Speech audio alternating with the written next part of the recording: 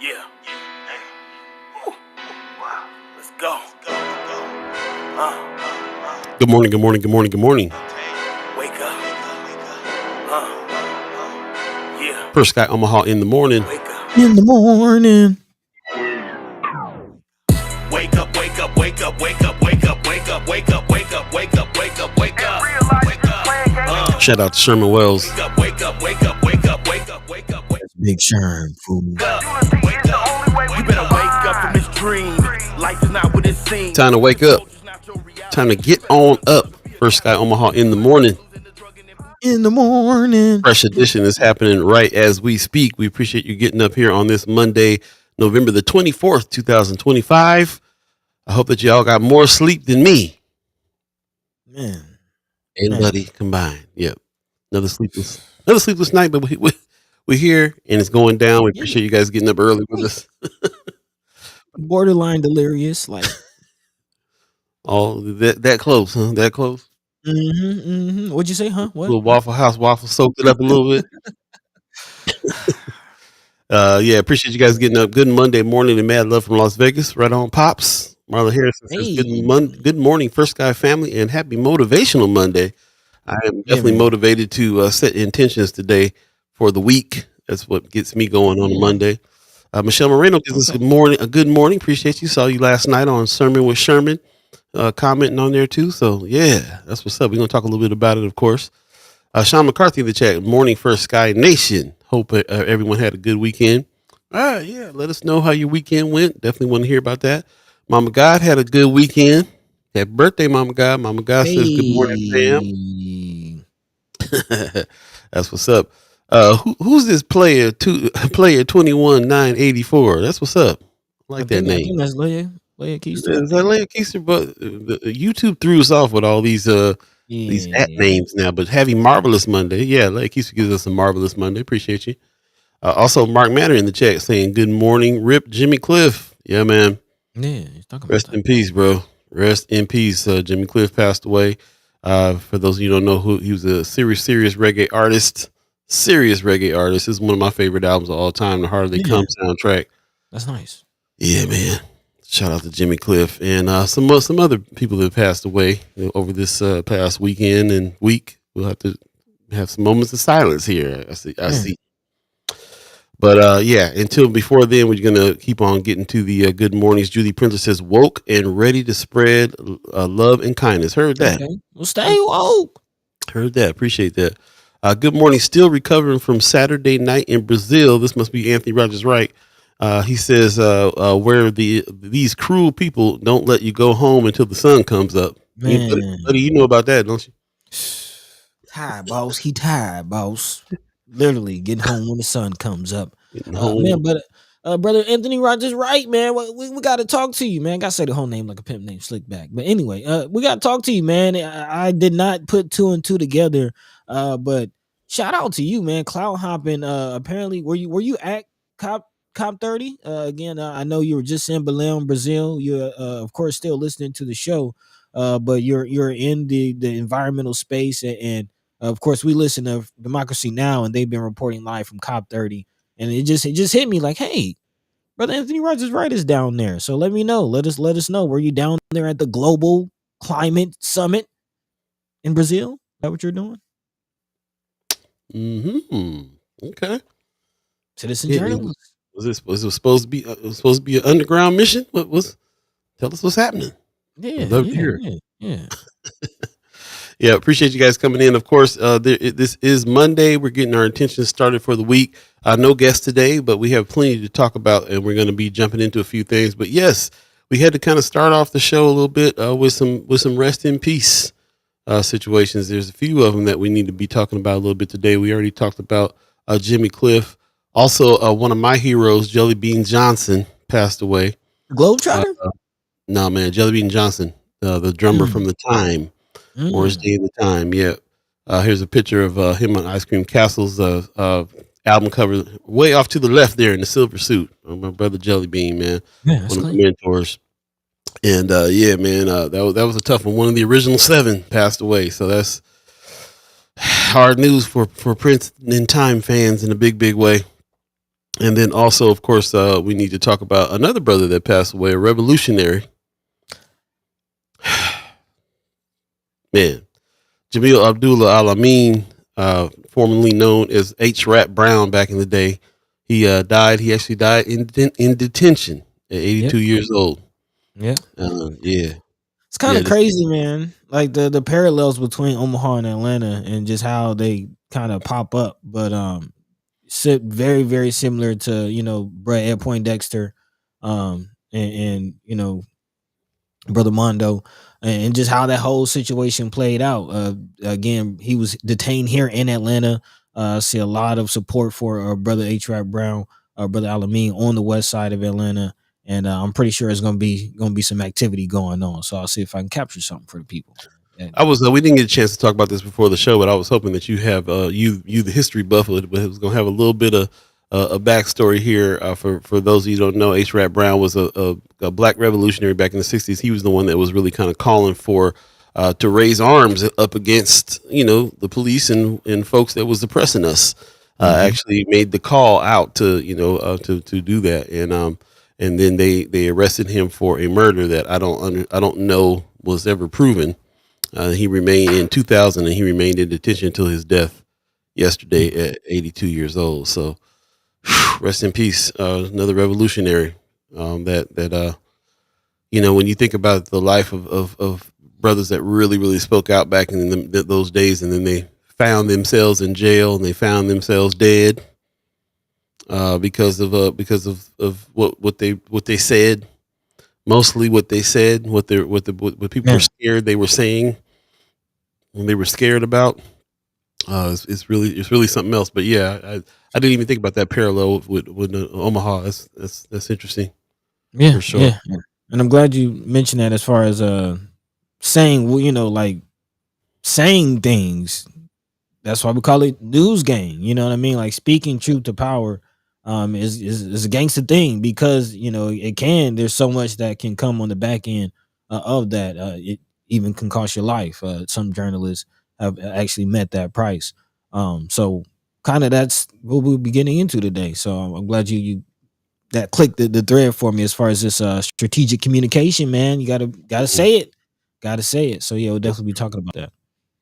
Anthony Rogers Rice says absolutely. At Cop Out 30, we are in trouble, and we can no longer rely on government and international bodies to save us from climate change. Man, so Cop Out 30. Okay, see what you did. See what you did there. Cop Out 30. Yeah. Also, Biko Kwanzaa in the chat saying good morning, First Sky family. This is Biko Kwanzaa, attorney, 68 Sunday. Glad to be alive. I enjoyed listening to First Sky family. Amazing Monday healing from Philadelphia. That's what's up. All right. Peace. Appreciate you. Kimber Snipes gives us a good morning. Good morning to you. Appreciate that. Mark Manor says Jelly Bean was awesome. Glad you saw him at Bunkers. Also, I saw him there a couple times, and also here in Omaha, 18th Amendment. Yeah, okay. Jelly Bean Johnson. I actually got to meet him in Minneapolis at this place called Bunkers, where a lot of the Prince fam play, and I happened to catch him there that night, and he was on guitar that night. He's a drummer, but he was on guitar. Kind of blew me away that he was so good, just overall musician. So yeah, man, yeah, that was heartbreaking for me and the Purple fam for sure. Pops is getting the news right now. He said, "What, H-Rap?" I said, "Man, 2025 has sucked big time." Man, here you Pops. Yeah, H-Rap Brown passed away. So yeah, rest in peace to these heroes. Donnell Sessions in the chat saying good morning. Heather Williams says good morning, everyone. Christy Norris in the chat, taking a break from the campaign to check us out, saying good morning. Pop says, yeah, H-Rap, Huey, Stokely, Eldridge, all around the same time. Yeah, these black revolutionaries that a lot of them had to leave. Some of them had to leave the country. Some of them was in jail. Some of them died. Some, tough road.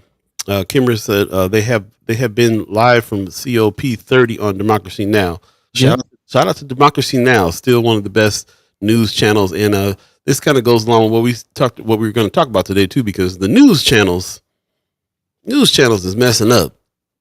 I mean, they always have been, but we got to kind of check in with them, with Democracy Now! Being one that we always can count on to kind of really tell what's happening. Shout out to Amy Goodman and the crew over Yeah, for real. But yeah, we'll dive into it. As a matter of fact, before we get any further into any kind of community updates here, well, let's jump over to you, buddy, and talk about some of the thread here that we just pulled together, and some of the things we're going to talk about today. What's going on with you? Yeah. Again, strategic communication. That's definitely on top of mine.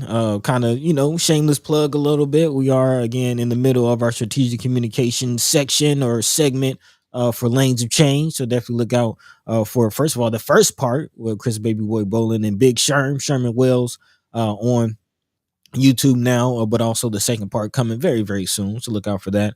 But speaking of Big Sherman, Brother Sherman Wells, definitely want to dive into this sermon with Sherman that went down last night. Of course, we had Brother Sherman on at the end of last week.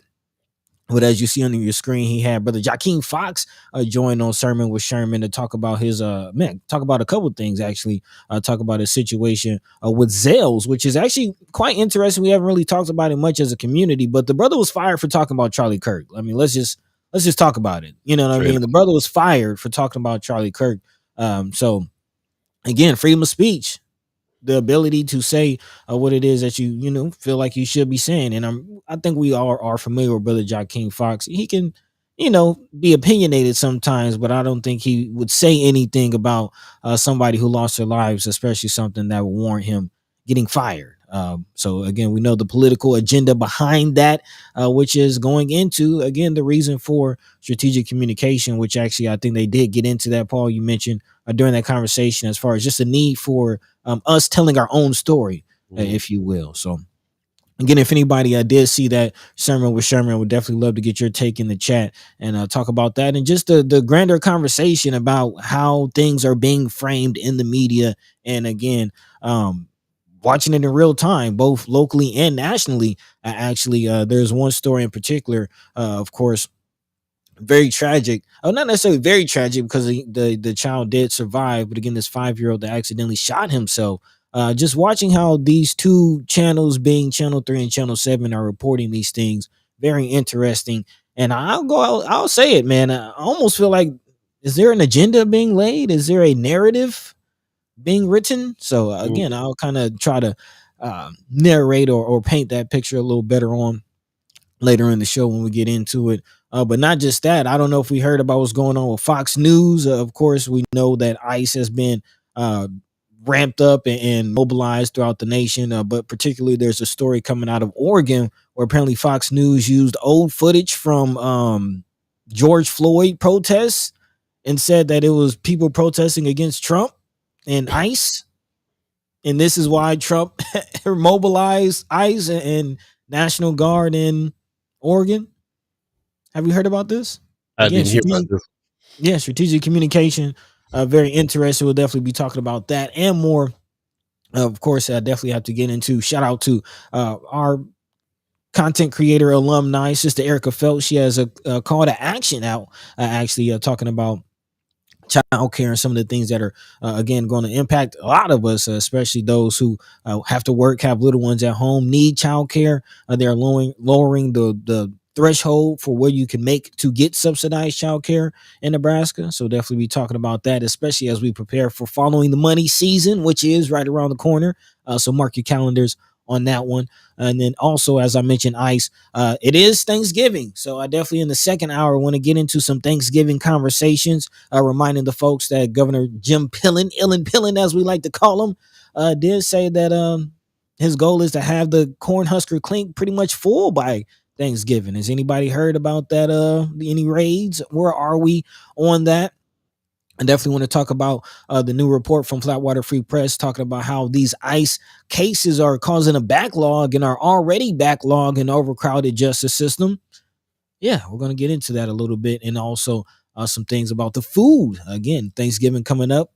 Trump changing his tone on foreign workers and farmland, especially hearing the tone from Nebraska ag workers and farmers, especially the cow farmers. Yeah, definitely want to hear about that. And then, of course, this Black Friday, not only Thanksgiving, but Black Friday at the end of the week.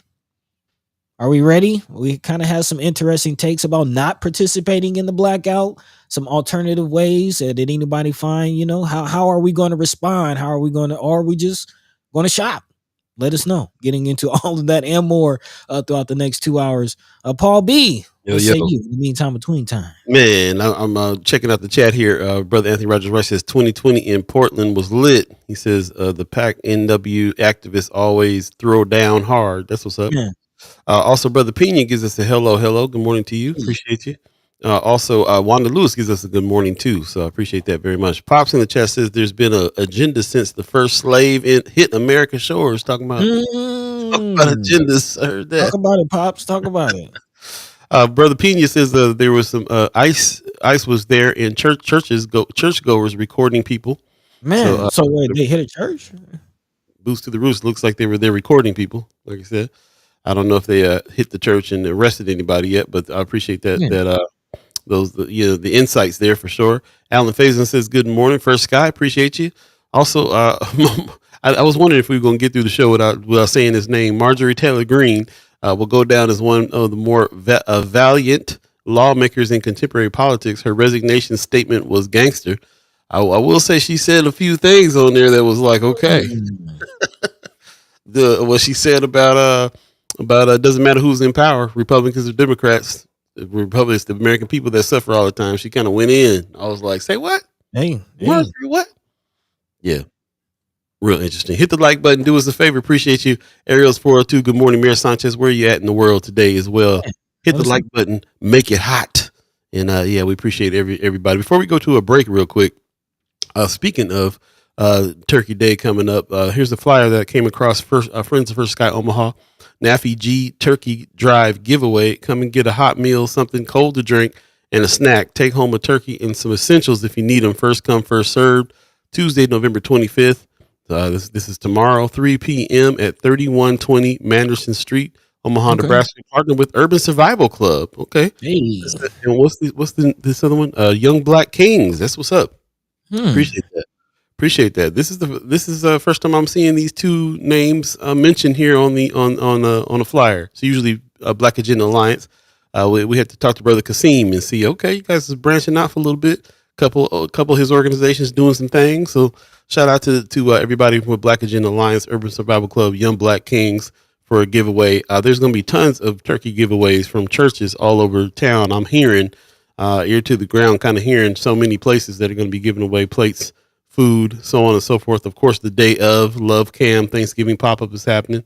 This is hosted by Mr. Picnic, North Omaha Community Partnership, and Smoke and Barrel Barbecue.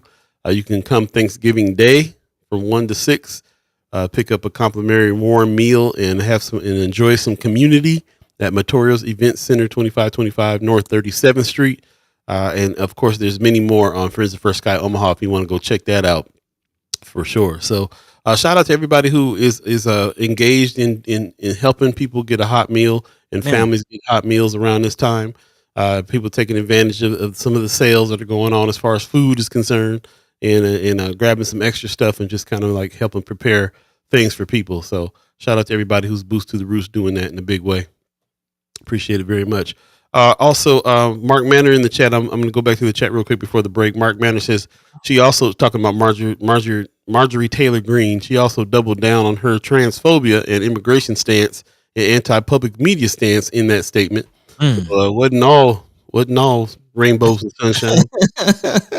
As they say, a broken clock is right twice a day. Yeah. She said, Christy Dorr says MTG is resigning 2 days after her lifetime pension kicks in. Strategic exit. Follow the money. Follow the money. Pop says, I heard a Democratic Nebraskan farmer say that farmers knew what Trump was going to do so far as tariffs and bad result, but thought he would give them subsidies like he did the first time.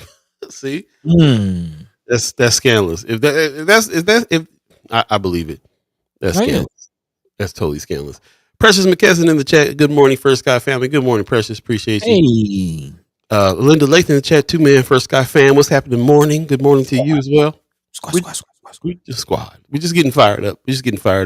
Bear with us. I will say this today. I don't know what's going on with these Mondays. Well, I know what's going on with you in Mondays, buddy. But with me in Mondays, I don't know what's happening. But neither one of us are getting like a wink of sleep on Sunday night. Man, thank you. For various reasons. Thank you. And I feel like I'm out. I feel like I'm having an out of body experience right now. Like I'm outside of myself. I'm hearing myself, my own voice. Like that's how tired I am. So Same. Like I definitely feel myself not being as sharp right now. So just give me grace when I'm gathering my thoughts. But we got this conversation lined up for you today. that's why I'm saying it, because if you're sensing some I don't even know what weird energy, that is, it's definitely coming from that. But we're still here to have these conversations and to be authentic within them, and we're gonna do our best. So bear with us. Bear with us. We Hey, tired, boss. we tired. We tired. Brooks says good morning. And before we go to break too, man, I didn't even get a chance to ask you. So how are you? We already know you're tired. Good stuff happened last night. Anything good reason to stay up all night? Yeah, man. I mean, studio life. Okay, you don't want to give us no details. I see what it I is. All mean, right. I'll be honest. I don't know how much I am at liberty to say. Word. Just know that, Just know you work at Steakonia. man, and I will say, Big Boy is working. Like I am. He's working. He's That's what's working. up. I don't know Big what's Boy. coming out when. Yeah, you can't get no drop dates, but I don't know. they cooking, and I got to say, Big Boy has turned out to be one of my heroes, musical and business heroes, in a big way, man.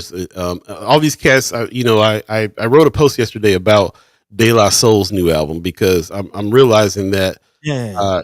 I got this weird notion, bro, that it's weird to say, but I got this whole notion that that everybody that's in your life is in your life. Everybody that's in this world is in your life at this time right now. Like if they're alive doing stuff, Yeah. then we're all living alive, like within this timeline, which I don't know why that feels so weird to hit me that way, but it does. And not only that, like the stuff I was into at 16, 17, 18 years old, them cats was 17, 18, 19 making it. Speaking directly to me. And right now I'm speaking about De La Soul. When I was 15, when 3 Feet High and Rising came out, and De La Soul were like 17, 18, 19 putting that album out. So we've grown up together. And now they've dropped a new album, and that album is some grown man stuff that I talk about every day. And it's just like we just went along, we just grew up together. And it just really hit me. So anyway, I'm totally tired and forgot the reason why I was going off on that tangent altogether, except for thinking about the fact that I got these heroes that are my heroes musically now, and they are heroes of mine that I've kind of grown up with. So Big Boy is one of them cats, man. Big Boy to me is OG in the game now. He's been proven over time what kind of prolific musician, not just musician he is, but family man. Example of people doing it right and fighting the music industry, but still doing something heavy in the music industry and making an impact on the world, and just so many things. So it's exciting to me that you're there and that you get to watch this person I think is a legend just come in, and just even come in, whether he's in there cooking or not, just to be around still. I'm gonna tell you, it's like this, man. For me, also part of the weekend, for those who know Classic McMillan, those who know my musical history, know Speakerbox Tape Deck. My man Classic McMillan was actually he lives down here in Georgia now. We linked up and made some music as well. But to get back into today's conversation, and we always talk about this on the show, the connection between strategic communication and the love supreme. And for me right now, the connection is just, especially hip hop, like the energy and the ability to say what you have to and want to say, regardless of the repercussions. And that's what Outkast, the South got something to say. And guess what? The North got something to say. Our communities have something to say. And we are bound to be heard. And that energy is still ongoing, and doing it unapologetically without breaking your morals, breaking who you are, like your style for anybody. You're not bending or kowtowing or bootlicking anybody. Like some of the mainstream news channels that we're gonna be talking about here. So let's Follow along with us. Take this journey with us on this lanes of change, because it's really something that I'm feeling like is going to be strategic in trying to organize. We're talking a lot about strategic communication, which is one lane. We also talk a lot about political power in another lane. Precious McKesson, shout out to Precious in the chat right now, giving us the headline that former State Senator Lynn Walz has announced her exploratory committee for governor. One of the motivations for us to do lanes of change and possibly a new series coming up next year called 6 to Dismiss. Shout out to Precious McKesson for giving us the inspiration for this. But this is a clip that I'm showing from her post. This is when Don Bacon decided he wasn't going to run. She said, we got 6 more to go. Governor Jim Pillen, first on the list. So if we got somebody running for governor, then there you go. We've been saying who's going to fill these seats for the people that we're trying to get voted out. And now we got an answer and some people who are making some introductions here. So that's what's up. Lynn Walz announced her intention to run for governor. Shout out Christy Nora with that news as well.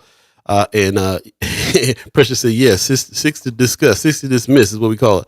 And we appreciate, we appreciate that very much. So thanks for coming on this morning and letting us know about that. Again, it's going to take strategic communication is one lane, political power is another lane, and a bunch of other lanes together in order for us to make any kind of change. And we gotta stay up on it for sure. She says, I will update that status today. Appreciate that. Thank you. Yes. Donnell Sessions in the chat. Good morning. Says, y'all sound like me in sleep, toddler life. I ain't got no excuse. Ain't no babies around here. I'm just up all night. I don't know what's going on. Really do not. Tossing and turning. It's something about Monday. I don't know. I'm not even gonna try to speculate.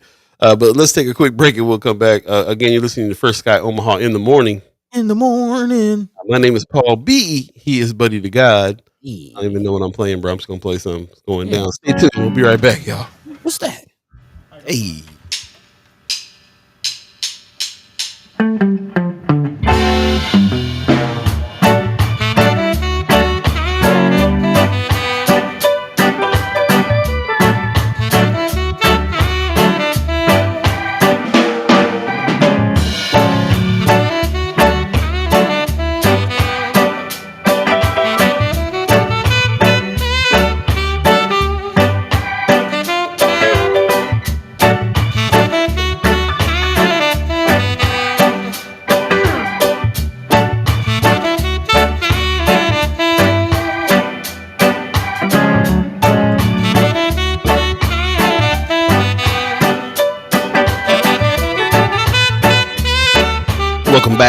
Welcome back for Sky Omaha in the morning.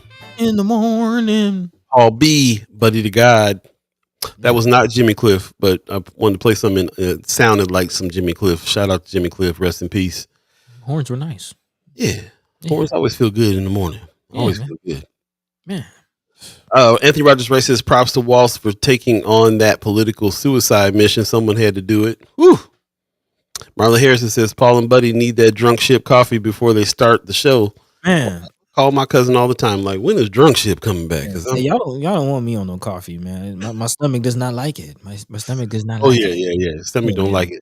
And you're in the Buddy blast would be extra. It's not the Buddy blast you want. It's not. That's the wrong kind of Buddy blast you asking for. Precious McKesson says, I went to see The Wiz last night and it was beautiful. Seeing all the details to the culture was amazing. All I kept thinking was how many people in this room supported canceling DEI. That's what happens, man. When you boost to the roots on the ground doing stuff, then you see things through a lens that most people ain't seeing it. I walk into the room like, who's in here? Yeah, appreciate it. Marianne Williams says Lynn Walz could actually get this done. She was elected to Uber Red Fremont for legislature every time she ran. Okay, good information. We're finding out some things too. Appreciate that very much. Also, Precious says so many negative comments. Do you even brush your teeth before you start with all your hate? Man, telling you, I tell people this all the time. One of the reasons why I felt like we had to anchor the, Mind and Soul Radio with news was because I was so tired of Channel 7 reporting stuff the way they were doing it. It was such a slant. that I was like, we got to tell our own stories. We got to tell our own news. That's what it is. And to this day, I still go to Channel 7 and go look at their chat, the comments, so I can remember where I'm at. And you want to read some of the most ridiculous racist things, negative things you ever heard? That's one of the best places to go check it out. Stories that they put on social media, or actually on their website. Actually, like on their website, the chat that chimes up on stuff. It's insane. Definitely insane. So we'll be talking about it because strategic communication is kind of on our minds this morning. We appreciate you guys joining us. 7:30 already. If you believe in the concept of time, please do us a favor. Share the show. If you're on Facebook, especially, you can share it on your page. Pretty easy to do. Let everybody check it out. We appreciate that. If you're on YouTube, share the link to anybody who you feel might enjoy this conversation or be able to add to it. Yeah, we're going to jump into it, man. We appreciate everybody who's chiming up this morning early with us and talking about some of these topics. But let's go ahead and jump into it so we can kind of focus in our attention on today's thread. What's first on the list, buddy? Yeah, I mean, I'll just start where you landed, and where I started. Today, this morning, preparing for the show. Usual routine, going through the news outlets, just seeing what's out there, seeing what the conversation is, getting the pulse of the community. What people are feeling, what people are dealing with, what issues are popping up. Just doing my job. And one thing I did notice as I scrolled through Channel 7's website, let me just count it in real time. Let's see, 1, 2, 3 stories of shootings. And just shooting. Channel 7. Yeah. In particular, one that really caught my eye. Omaha police investigate shooting that injured 5-year-old boy. And I'll be honest, when I first read the headline, oh man, another shooting. And then you go to Channel 3 and there's a 5-year-old boy injured in accidental shooting is the headline, which is a different tone. And y'all let me know if I'm tripping, but it does kind of feel like an agenda with Channel 7. Again, part of the reason why we started this was seeing that agenda, shooting. And I was going to ask the question to the community. That was kind of going to be my topic of the day, is like, what is going on in Omaha? And of course, we know that there's things going on, but there's so much more going on than that. Right. And again, shout out to Big Sherm, who's using his platform to kind of spread those fights and spread not just those fights, but also, as he mentioned in the latest episode of Lanes of Change, check it out, but the solutions and resolutions that we have to talk about. And one of which, again, shout out to Jakeem Fox, who joined Brother Sherman on Sermons with Sherman yesterday, as they kind of talked about this issue, is the need for more of our own platforms. Shout out to Jakeem, who, again, as you see on the screen, founded the Dreamland Report, kind of put the money where the mouth is, if you will. If you want to check out his work, I believe it's on Medium. Is that right, Paul? I believe so, yeah. Dreamland Report on Medium. And of course, you know where to find Sherman Wells' work, Sherman's Sermon with Sherman, of course, Untamed on YouTube and Facebook. But of course, I did not check it out. But Paul, you had mentioned that the conversation touched on the topic of the need for, again, specifically Black voices. And to put it into context, if you missed when I mentioned it earlier, again, Brother Jakeem Fox was on the show to talk about him being fired for talking about Charlie Kirk. So again, not only are our stories not being told, but when we elevate our voices and when we just kind of speak our minds, of course, you see repercussions. I see some chat chimers that were in the chat over there with Sermon with Sherman. So give us your perspective too. If you watched that conversation, we'd love to hear from you. Let us know what you pulled from it. One of the things that I pulled from it was something that Jakeem said about news. He one of the questions that he was asked was, what advice would you give young journalists that people that are trying to get into journalism, young people? And he said that that you can have an opinion, that you can have a stance. He mentioned that it was the rhetoric of kind of the established news that is very white centered, that's very master narrative centered, that everything needs to be objective. But we never see that kind of objectivity. We always see a slant in the way that the news is being presented, especially when it's being presented against you. It's really easy to see that slant when they're speaking about black communities, for instance. And so you have to kind of, it's a big debate, big question within journalism about if there is actual objectivity in journalism. Joaquin is flat out saying no.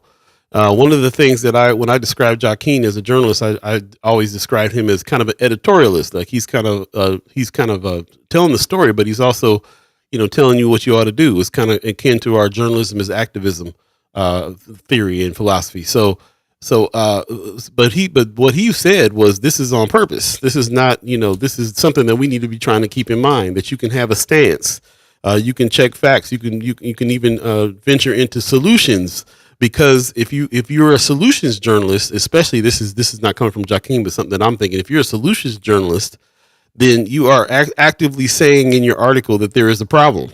You're proving in the article what the problem is, and you're also looking for solutions by checking other places that have similar problems and find out what they did to see if you can bring that solution back to your area and implement that there. So that whole process right there means that you have an opinion about whether or not there's something that's a problem. That's how you're approaching it. That's how you're framing it, and that's what people who are reading it are getting. So I thought it was really interesting that he brought up this very nuanced debate that people are having in journalism about whether or not you should have an opinion or a stance on something that before you write. This is all we ever really know. Even with this idea that everything is supposed to be objective and they're looking at both sides fairly. None of that ever happens, which is the reason why we have black media in the first place, because we had to counteract what's been going on in what they call mainstream media. So, I was really interested, and that's one of the takeaways that I had. I kind of wanted to know what you guys thought of that as well. And I don't know if you heard him talk about that, but just in general, that's kind of the thing that I'm thinking about in general. Where do you stand on that? How do you filter things when you watch the news? If you do, when you turn on Channel 7, you listen to that news. I feel a natural filtering going on in my brain when I'm watching it. Just taking some things with a grain of salt, understanding that some things going to have a slant, trying to glean information without getting too mad about how it's being presented. Let us know how you guys feel about some of those things. I appreciate it. Yeah, a few comments in the chat, but before we get to that, I definitely wanted to just kind of respond, because you reminded me of definitely some things that were kind of indoctrinated or hammered into me as through journalism school. And one of them was the principle of not being a part of the story, if you will, and of course there's limits to it, because there's conflicts of interest, things like that. Like, I guess the word at the end of the day is intent, because that was really the struggle, even between you and I. Like, is first, like, trying to consider First Sky Omaha a news company, knowing where we want to take it. Is it media? Is it a news company? But at the end of the day, we're talking about information and the dissemination of information. And again, going back to intent, why are you disseminating that information? What is the point of disseminating that information? Why is it news is the question. Exactly. Why is it news? What is the relevancy of it to you and your audience? And again, going back to my point about Channel 7, even how the headline is laid out about this 5-year-old boy who accidentally shot himself. Again, Channel 7 failing to identify or acknowledge that it was an accidental shooting, knowing that their racist comments and audience will respond to that. And again, so to your point of, it's almost impossible to not be a part of the story at the end of the day, because we're all human. And so shout out to the likes of Miss Erica Felt, who's wholeheartedly we consider a part of our citizen journalism news gang. And we'll get into the story that she's sharing here in a second, but just bringing her up at the point of, she again is a child care provider. She is somebody who is in, and even who cares about child care providers and what's going on, and the information that she shares is useful, viable information for those who not are only child care providers but impacted by the child care industry. So again, talking about the dissemination of information and really getting into intent. For you remember what was I just had a brain fart on the website. The website that tells you the channels, the platforms. Ground News. Yes, thank you. Ground News. Again, we've talked about it on this platform before. A few chat chimers have also come to us about it. But if you don't know or aren't familiar with Ground News, definitely check it out. That is a great resource to see where some news channels and some platforms lean on their political spectrum, if you will, left or right, or some, platforms you will find are centrist. If you will. There you go. Before we get into the chat, this is some kind of the high level kind of discussion that we're having, the meta discussion over the stories that are actually happening right now. I definitely want to go back to that story about the little boy who shot himself. We need to tell that story, and our hearts go out to the family as well. We can come back in the second hour and kind of talk about this a little bit more. Some of the things that are in the chat right now, we'll save to the second hour as well. Like Biko Kwanzaa in the chat says, "I'm not visiting from Omaha, Nebraska. At first, I thought it was me.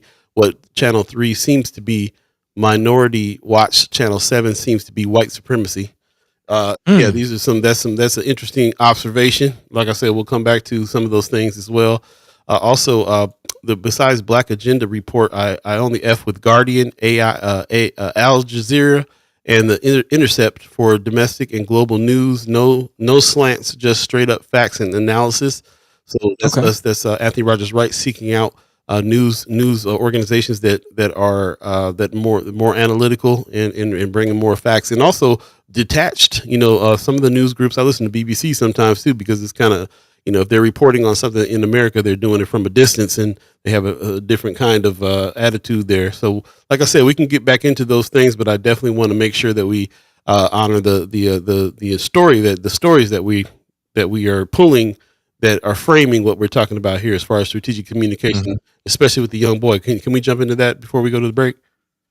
Yeah, definitely. And again, there is a, I guess, silver lining, or the young boy survived. So I think that should be, put out front. Yeah. But again, it is a case of a young man or young boy accidentally shooting himself, a 5-year-old boy, a child.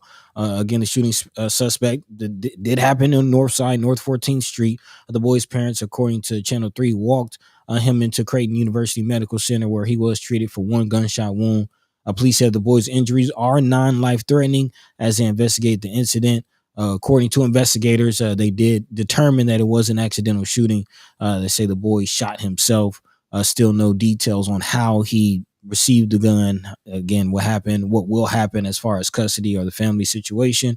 But all around, definitely prayers out. Of course, we are, I don't think either one of us own a firearm, but are definitely wholeheartedly understanding of, especially in this climate, why some might need feel the need to exercise their right. Let's just call it what it is. They have that right to do that. But again, unfortunate situation. Definitely prayers out to the family and everybody involved. Yeah, absolutely. Appreciate that. Well, like I said, we'll definitely get into some other stories here. And the way that it's been framed, the way that you're looking at it at Channel 7 is one of these so-called shootings that's happened, just the way the headline read made it sound like this is another shooting in the Black community, and it didn't really express that it was an accidental shooting by a child that got a hold of a gun in the house, which happens in every community all the time, all around the country, every day. Again, it's unfortunate that it's framed that way. We'll talk more about that during the second hour. What was that one? Just looking at, again, juxtaposing the two stories, looking at Channel 7, they do highlight the fact that the weapon was unattended inside the house, and officers did book the father for child abuse and gave the mother a citation. Wow. 2 children have allegedly been removed from the house, which again, I don't know, man. Media literacy is a thing, man, and when I read how Channel 7 lays out these details, like first line is Omaha investigates a shooting at a home, injured a 5-year-old boy. So the reader automatically, okay, there's a shooting, somebody shot a child. It is obviously the first impression when you read this. The next line of information that is given was, okay, somebody shot a child and it happened in North Omaha, North 14th Street. the very next line of information, yes, it was an accidental shooting, but kid shot in North Omaha, gun just haphazardly around the house, and the dad got taken away. Like, again, the imagery of our communities and how this is painted, and that imagery is not given in the report from Channel 3. And again, this is just media literacy, but it's very interesting. So let me ask you this: since we're on the subject, since you're a journalist, you could reframe this, and because I want people to really going to understand why the framing is problematic.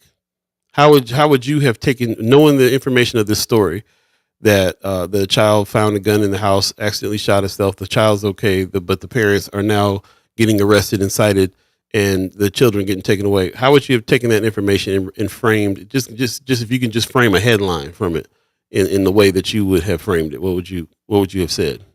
Or how would you, speaking of journalistic literacy here, how would you have wanted to see that Channel 7 headline? 5-year-old boy injured in accidental shooting, just like Channel 3 said. I mean, it's very same. It's factual, but there's a way to be factual and get to the essence of what happened. So Channel 3 actually, in this case, did a better job in framing and what was the first? If you have the article still up, what were the first lines of information? The first 2 lines of information there. A 5-year-old boy was shot in North Omaha Sunday, according to police. The shooting happened in North 14th. The boy's parents walked him into Creighton University Medical Center. So again, Channel 7 failed to mention that the boy's parents at least cared enough about him to take him to the hospital. Woo! You get what I'm saying? We clipping this one. It's going on TikTok. You get what I'm saying? Like, just how the imagery is painted. The parents walked him into the hospital. It was an accident. It was an accident. And again, these kind of accidents happen all over, everywhere, all the time, in every community. That is clear by the way that Channel 3 reports this. Powerful. Let's marinate on that for a minute. We'll take a quick break and we'll come back and we'll get back into it. Appreciate everybody's comments. I appreciate everybody's participation. What say you? Love to hear about it. Again, do us a favor, and if you have more people out there that you think would benefit from this conversation and can add to it, share the show. Really love to hear from everybody on this subject as well. In the meantime, between time, we got some more news to talk about, so let's take a quick break and we'll come back and jump into it. 7:47 right now, if you believe in the concept of time. This is First Sky Omaha in the morning. In the morning. I'll be buddy to God. Wait, there we go.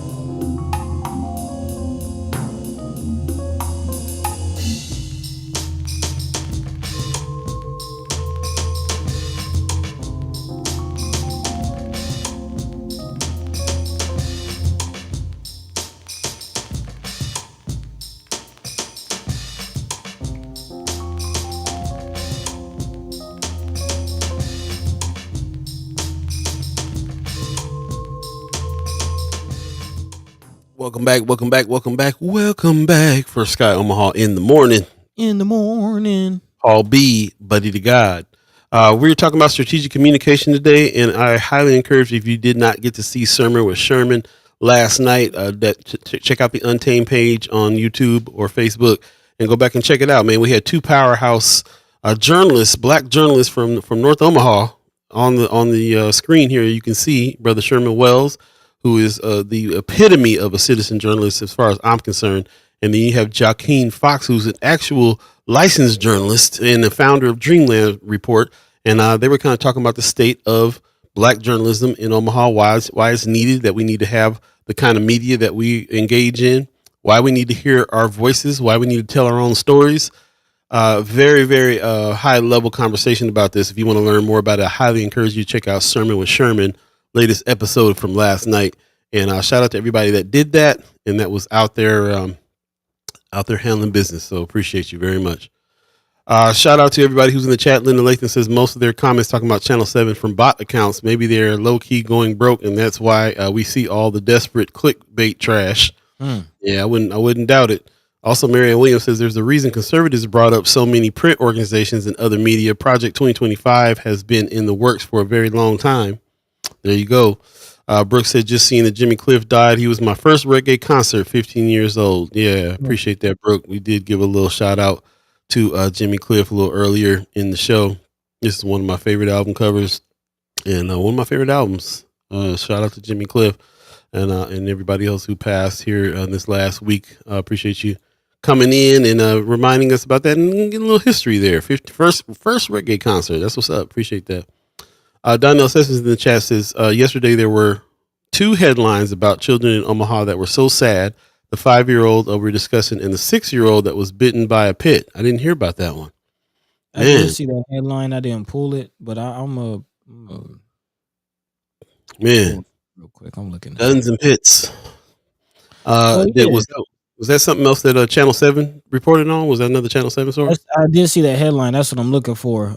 But it just without even going through that, it's just interesting how again those are the types of stories that lead to legislation that just somehow always ends up oppressing our community. Right. I mean, I don't know if we need to talk about legislation around pit bulls and how pit bulls are treated and, how many hoops and financial barriers or burdens comes with owning a pit bull and the racial and communal connection of pit bulls. Let's be honest.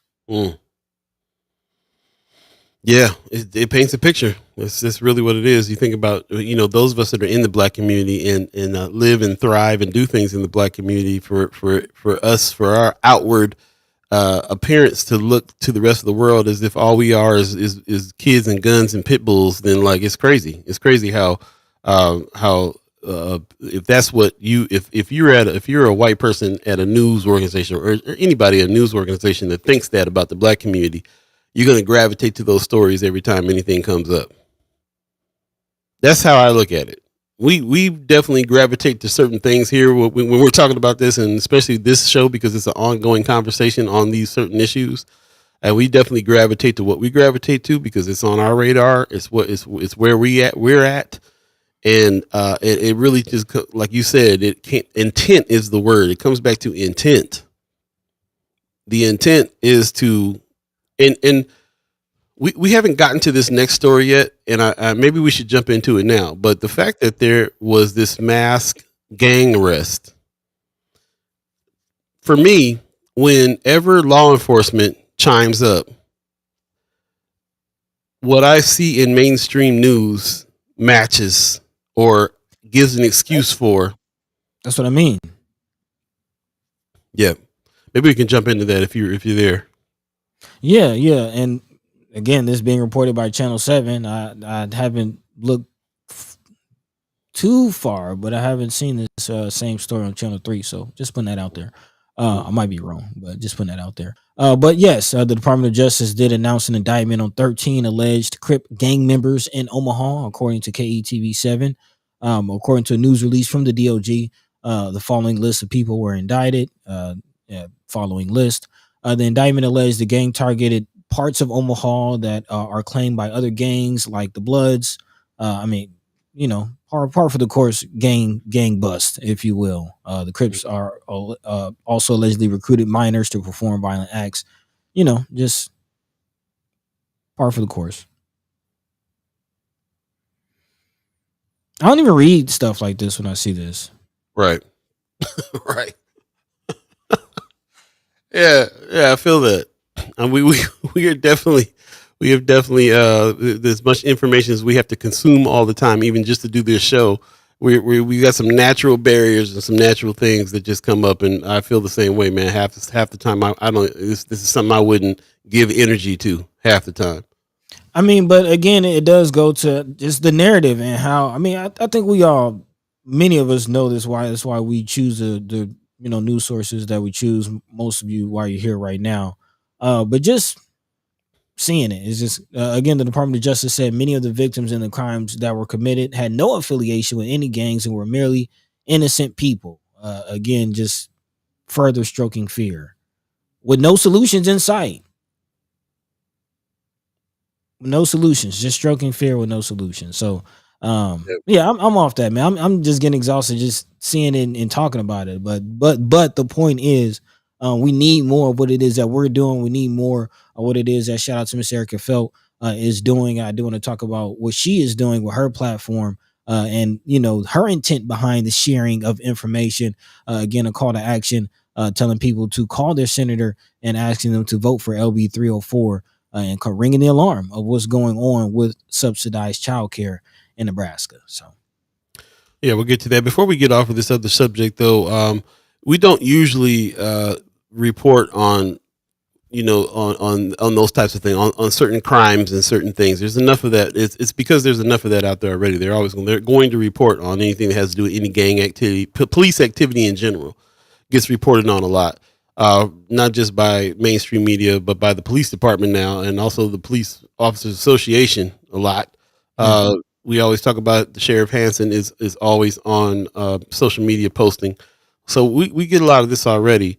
And the reason why I decided that we needed to include it this time around had to do with not only this narrative that we're talking about right now, about the fact that there's this big gang bust of a lot of the youth in North Omaha, and it's and at the same time these headlines are coming out about other shootings and other things that are happening. Of course, these things are happening, so they are reporting them. That's not the debate. But it does, it's real hard to fight against this idea. There's a narrative going on here. We talk about it all the time. We get up and talk about the thread today. What is the narrative today? How are we battling the master narrative? It takes some diligence. If you're over there in mainstream news, it takes some diligence for you to not to see, okay, here's the shooting that happened over here, and they're arresting some gang members over here, and the narrative not be, man, North Omaha has all these real criminal problems. Like, it takes some diligence for you to not try to shape a narrative based on a couple of stories. It's a tough job, I'll give it that. But the point is, if you weren't already thinking that North Omaha was all about crime, you might fight the narrative in the first place. But it's the way they think of black people, it's the way they think of North Omaha that shapes a lot of the way that what stories get told and how they tell them. Just what it is. I mean, it's just virtually impossible to take that human element out journalism. It is. When I first saw that article, I had this question that popped up in my mind. Is it illegal to be a Crip? Is it illegal?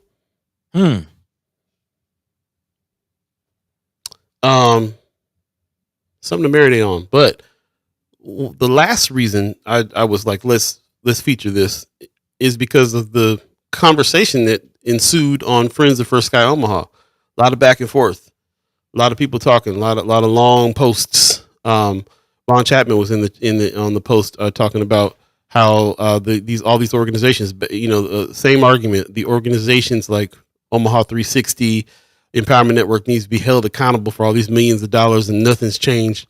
And it's the same thing. He said the same thing. I believe that there is some change that's happening. I think we're leaving out talking to the actual youth that get changed and get helped from some of these organizations that might have went a different way.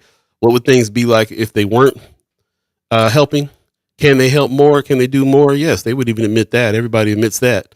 But there was a lot of back and forth on that, and I think it was Lisbeth who was a friend of ours from the Mind and Soul Malcolm X Memorial Foundation days that was mentioning, we have trauma, we're being oppressed.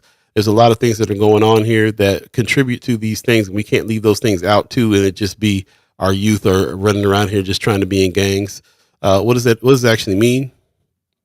And those discussions were pretty extensive. I highly encourage you to go to Friends of First Sky Omaha and check that out, and check out what the conversation was happening there, and see if you can contribute to that. Love to know, love to hear what you have to think and say on these subjects. Again, this is a tough one for us because we do not usually give this much attention. Like you just saw, buddy, just like shut down. Like we can't keep on entertaining these things that are happening here. We're on the other side of it, trying to figure out solutions on how to help our people, how to be the people that helps the people. When we don't have institutions and things that's going on in government to be able to help like they're supposed to help as well. So we got to figure it out. That's all there is to it. Wanda Lewis in the chat says, I want to see how activities match the crime and why do they wait so long for the arrest? Right. This is Omaha Police Department gang unit that made this arrest, and they've been working on this case for a while, from what I understand. I'd like to see it too. It's actually a federal situation, Department of Justice. I mean, it's a pretty heinous list of crimes, but I mean, you know, when you start talking about like the murders in the Caribbean Sea and police brutality, it's like crime is not a conversation in this country. It's just not. It's a very silly conversation. Heather Williams says, honestly, when you live in the hood, it's really difficult to see the change. Hard to see the change, and it's especially hard to see the change when there's this underlying knowing that the way it's being presented is this is how you're looking to people as well. That does weigh on your mind as well. Like when you think about this is, you know, things are tough, and we're dealing with how tough things are in the area that we're in, but we also know the rest of the world is looking at our area like, yep, par for the course for them. That weighs as well. That definitely weighs. Wanda Lewis says, what change? Yeah, shoot, we said that already. Pop says, a woman I know from Taipei said that all they saw on TV and heard on the radio news about black people made them think that all black people were pimps, hoes, gangbangers, murderers, and thieves.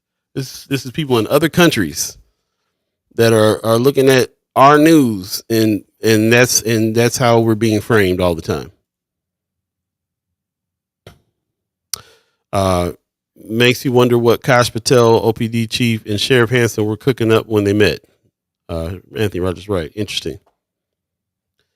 A lot of things to think about there. We're gonna smell the coffee beans a little bit and come back, reframe, and get back into some other conversations here. It's 8:02 right now. If you believe in the concept of time, we're now in the second hour of First Sky Omaha in the morning. The morning. Oh yeah, my bad. And now this is where we can get into a little bit more conversation on some things, and just make sure that we're understanding how we feel, what we can add to this conversation, and get to the solutions part, which is always where we get when we start moving to the second part of the show. So yeah, and again, to spend the whole first hour talking about this, I think is mostly a result of frustrations of preparing for the show, and that's all I'm seeing is like shooting, stabbing, dog bite, hit and run. If it bleeds, it leads. And it's like, where is the useful information? Where is it? Like, I feel like I'm just watching AI videos. Like, where is the useful information? Yeah. Good question. A lot of focus on all these things. So we got to figure it out because it is news. So what do you do? What do you do with that news? What do you do with that information? I go back to that. Why is it news in the first place? Why is it news? It's news because your audience needs to know this for what? For the reason for what? So they can be safe, so they can be aware of what's happening, so that they can find some solutions. So they can be okay with the agenda. Or have some more ammo to use for their arguments. Let's take a quick break. Again, you're listening to First Sky Omaha in the morning. Paul B, but in God.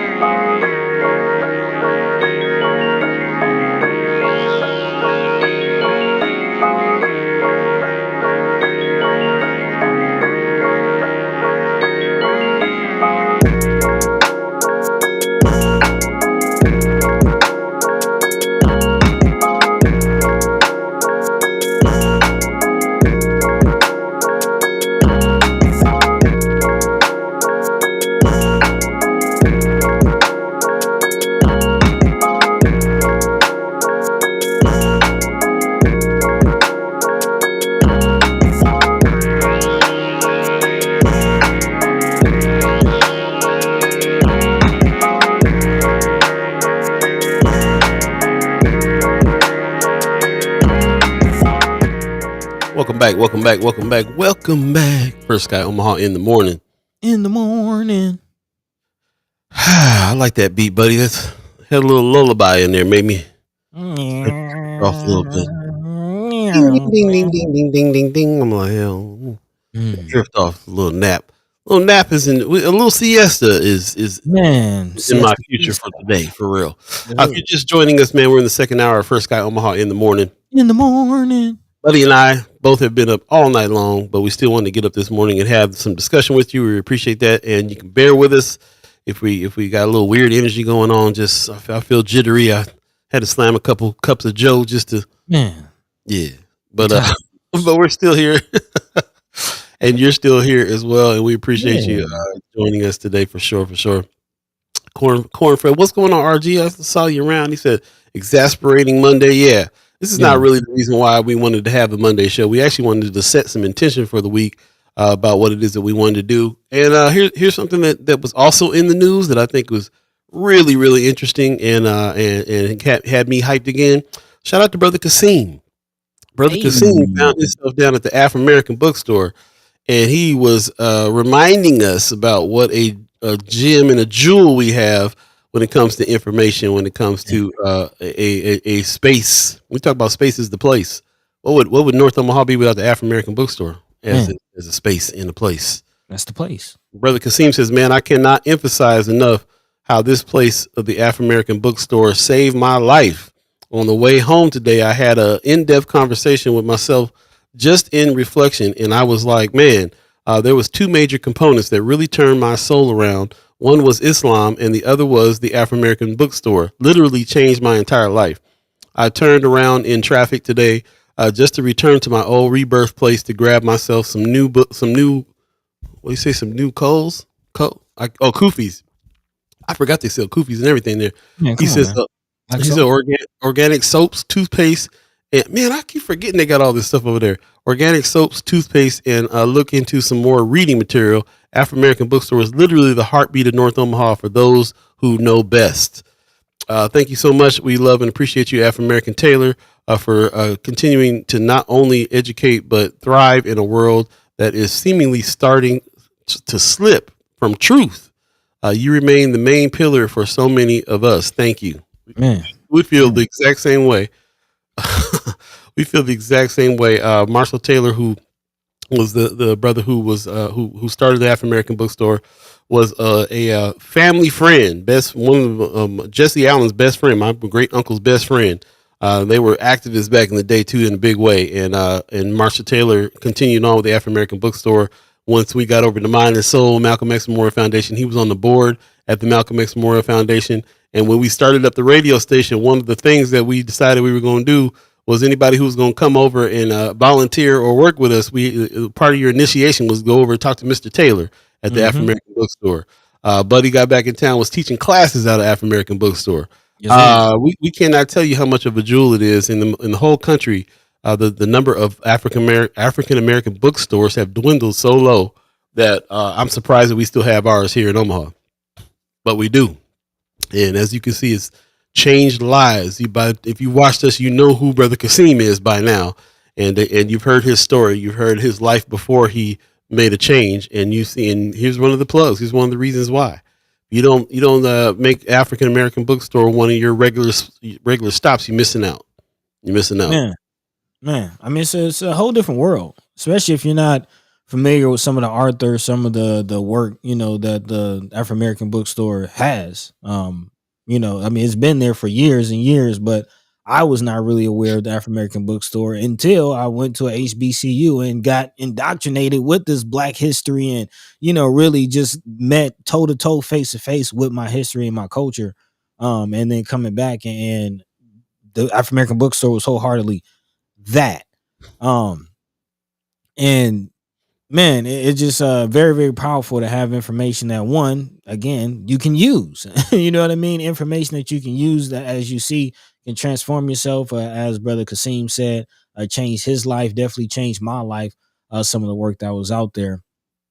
And just the importance of not just the information that it has, but like you mentioned, last of a dying breed. I think that and what the other bookstore, the two dads and on Bellevue, the two brothers that own the bookstore. I think those are the only black-owned bookstores in the area. We have there's another one that people really don't know is black-owned, but the Book Nook is black-owned as well. And they got several locations. But black-owned bookstores is one thing. African-American bookstore is like a college, it's like the institution. Yeah, it's the institution, man. But it's the community pillar. Go ahead. It definitely is. It definitely is, and that is a part of the point that I'm actually getting to, foreshadowing the rest of this conversation. I'm getting to this blackout again. This is the week of Thanksgiving.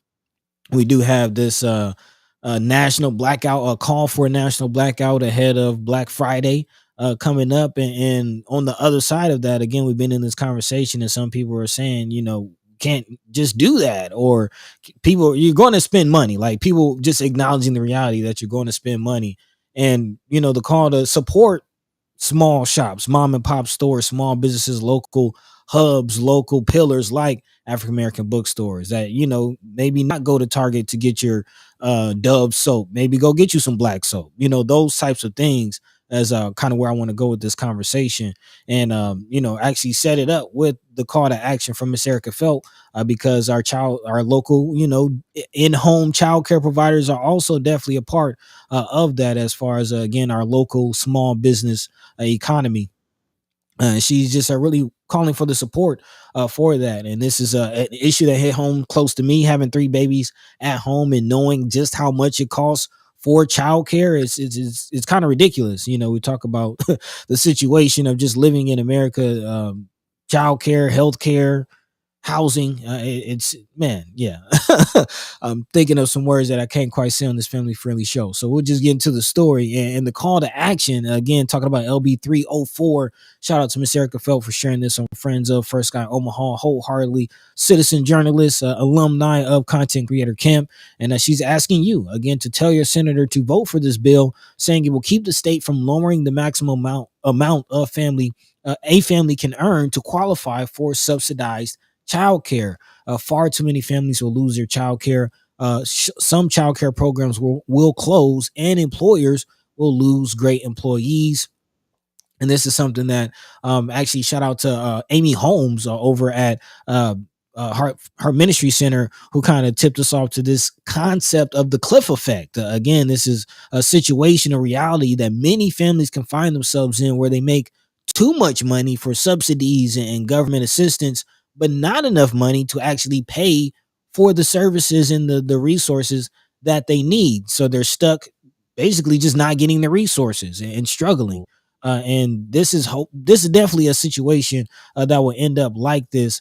Just looking at the threshold, according to the graphic that Sister Erica Felt shared, the current annual income for those who can receive subsidized childcare is $48,225, which is just over $2,000 a year. Let's just call it what it is. Which, let me know where you're finding rent that what I mean. Like that's less than $2,000 a year itself.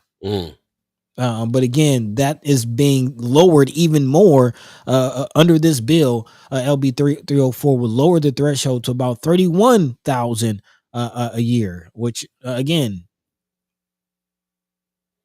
that's a struggle making that much. Yeah, that's not a lot of money a month. And just the reality, I mean, I don't know. Do we have to paint that picture even more? Not really. I think people understand the cliff effect and just the reality of people having to make next to nothing in order to get, we've been talking about it last week, free lunch at schools, or to qualify for SNAP benefits. I mean, it's ridiculous. So again, call to action, get busy, call your senators, 304. I think this is something that will impact a lot of us out here. There you go. I put the link for 304 in the chat as well. Definitely go check it out on the legislative page. Of course, when you go to the legislative page, you can hit a button to put your own testimony in there. And it always is a good thing to do, to write the senators and let them know, from your own personal experience, why these things would work. Can you imagine if they got letters from everybody that needs childcare help, which is so many people, and hopefully that would sway what needs to happen there. So definitely hit that link, spread that link around, save that link, shoot it to some friends of yours, and make a play to make that call to action happen. I will put that more information on that in Friends of First Sky Omaha, and maybe we can even have Miss Erica Felt on to talk about that as well. Something went wrong with my chat, so I apologize. I do not see, I'm not seeing people's previous chats, but I did see Brother Jason Whitmer coming on in. Grand Rising. Shout out to you, bro. Top of the morning. Top of the morning, ACLU. And it definitely check his interview out. He was with us here a couple months back. Go to YouTube and find the conversation we had with him about what it is that's being done. And he's a very solutions oriented person as well, which we really appreciate here for sure. Wanda Lewis says, I know people that pay $2,000 monthly for rent in a moderate income neighborhood. Yeah, I do too. It's not even a thing anymore. I remember when I first moved to Hawaii, it was around what was it? It was around 2002.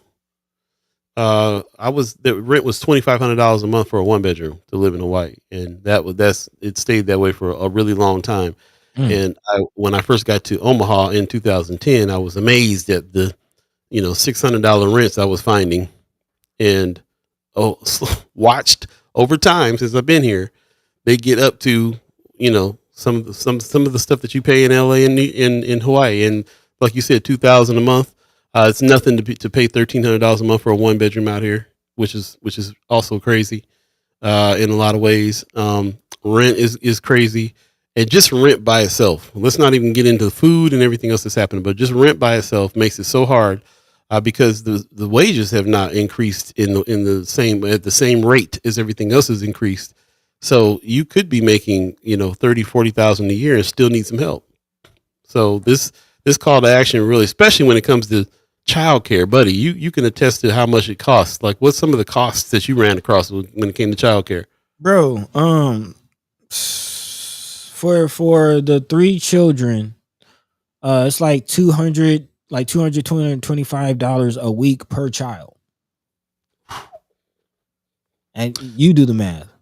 $200 per week per child. I have 3 children. That's close to $700-$800 a week. So, I mean, if you ain't making over that a week, then you might as well stay home with the kids. That's been the maddening thing to me. Like you're getting a job to put the kids in daycare. You might as well just stay at home with them. You might as well just stay at home with them because all the money that you're making at this minimum wage job is going to pay. That's all it's going to cover. That's not even a minimum wage job. I mean, if you literally if you got to make $1,000 a week just to, a $4,000 a month job is somewhere around $50,000 a year.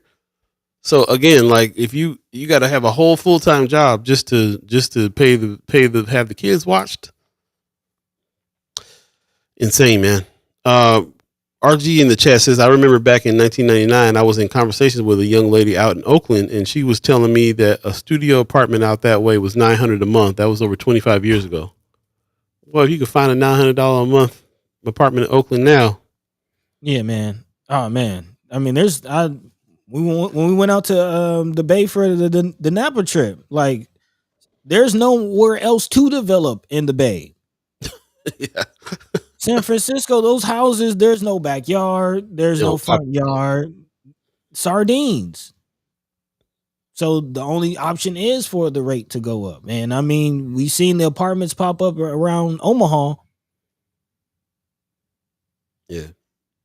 Speaking of that, you want to dive into a quick break, kind of smell the coffee beans a little bit? I don't know if we took a break this hour, but I do want to come back, talk about this Nebraska Examiner article, talking about corporate investment in residential housing, maybe another hurdle for first-time buyers. Again, the working people don't have the money, but these corporations making out like a fat rat. Again, are y'all ready for Black Friday? Are y'all participating in the blackout? Yeah, let's put that question out there before we go to break. Are you participating in the blackout? Because these corporations, they eating. Stay tuned. First Guy Omaha in the morning. In the morning. All Beeee, Buddy the Gawd. We'll be right back. Again.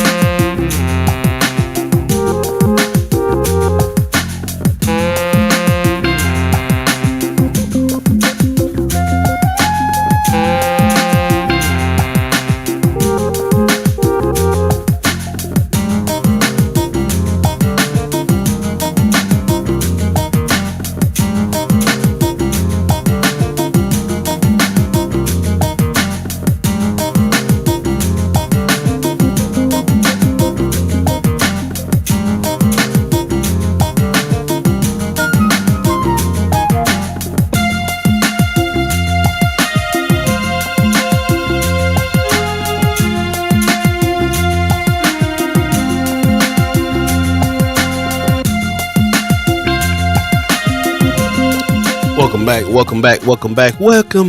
First Sky Omaha in the morning. Paul B, Buddy to God, all of you chat chimers, ghost listeners, and monitoring spirits. We appreciate you guys joining us on this Monday morning.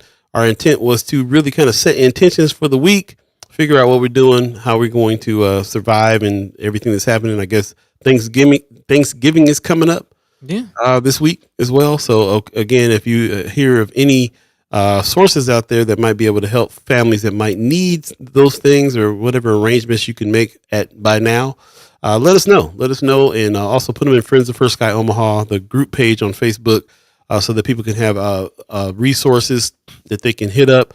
We're really leaning into this resource situation here. We'll be putting a resource page on our website at firstskyOmaha.com, and we'll be trying to update those resources on a regular basis so people who might need some help can go check them out, or send somebody who does need help to them as well. And, we get so many from you guys. We really appreciate you guys, the chat chimers and Friends of First Sky Omaha. Ghost listeners, too, put a lot of resources in the chat, and they also put them in the group page on Facebook, Friends of First Sky Omaha. We're gathering those. We're gathering our own. We're gathering even more. And even organizations that don't post, that just hit us up because they know that we will speak on it. We're gathering all those as well and putting them out so that you can have a place to go for some resources. So look for that coming soon. And also don't forget, the end of our season is ending on December 15th. So it's coming up as well. We usually take a break around December 15th and come back January 15th for the next season, which will be Follow the Money.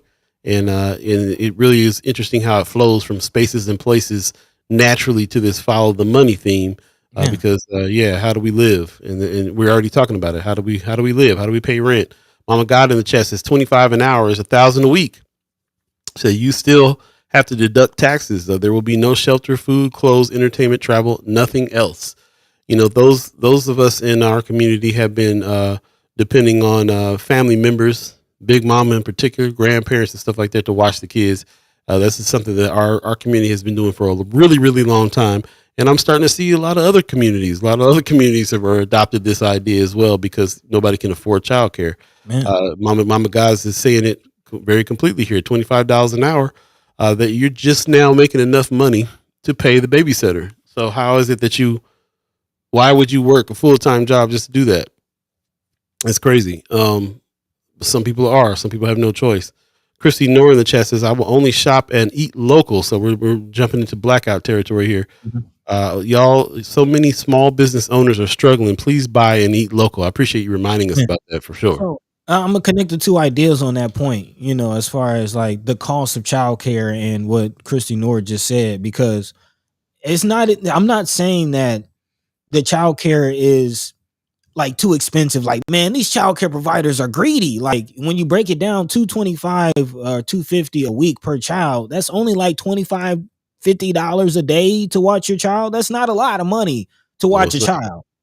I will wholeheartedly pay somebody, hey man, I got something to do today. I $30-$50. Can you watch my kid? Like, that's a reasonable exchange.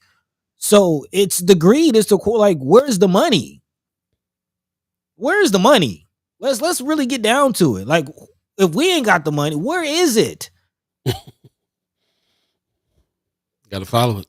Man, these corporations are making out like a fat rat, and here we are just struggling along and trying to start business and get into that capitalism game to eat. But again, the big dogs, they can afford the convenience, and convenience wins every time. Mm-hmm. The mom and pop, they can only buy the location that they can afford. McDonald's can buy every corner. Walgreens can buy every corner. So again, as we finish the last 30 minutes of the show, I appreciate some of you answering and responding. And going along with what you said, Paul, setting our intentions. It's this week. This is the week. The blackout is supposed to start Wednesday. The year's largest consumerism date is this Friday. Are we going to keep going down this same path? What are we doing? Are we going to buy TVs that we don't need? that aren't really on sale in the first place? Can we talk about how Black Friday is a scam? Do you have enough information out there to understand that the prices aren't really coming down for anything? And I do want to have the conversation with this chat because I did appreciate, when we first brought this up, some of the responses. And the reality is some of us can't fully, engage in this. So what can you do? How can we respond and still not feed this beast that is robbing all of us blind? And, let's talk about the fact that the CEOs and the corporations are the politicians. Like, they're the same people. And we fell for that trick saying, well, Trump is a businessman. All politicians are business people. They're not. There's no difference. There's no difference. Country is the business. And we played ourselves. Congratulations. Thinking that there was a difference. Anthony Rogers Wright is also answering this question and making a point. Not participating. If we want to make an impact on the economy, y'all, let's do it. But these short-term actions are not going to cut it. Not saying I'm buying anything either, except from local biz. Okay. So, I think you, Anthony Rogers, right, as somebody who's always been railing against capitalism in the first place. So you've already on the lines of teaching everybody how to quit being consumers anyway. But I'm not going to take anything away from people that need a little entry level getting into not being a consumer. So I would participate myself just to show some solidarity for those that need a little boost to participate. At the same time, we can do something, make some kind of impact and do something about changing the situation in the first time. I think we can do both. Also, I'm gonna comment here. VRC 3301. Not sure who that is. Again, the YouTube is giving us the @ name instead of the actual name. So, is that Brother John Chapman? Oh, maybe, yeah, maybe, yeah, because he's been on Omaha 362. He said, "Good morning. In regards to my conversation on First Sky, yeah, I think this is Von Chapman because he made a comment there on the article that was put in First Sky Omaha about the gang activity." You got VRC like Von Chapman. Go. Yeah. He says, would Malcolm X tolerate the presence of Omaha 360 and their affiliates in Black Omaha? They are not the solution; they are the problem. I don't agree with that. I don't agree that they're the problem. I think they have some problems. I think there's some efforts being made here that I think is working in certain areas. I'm not. It's not black and white to me on whether or not they're the problem. I think we know what America is. I can't.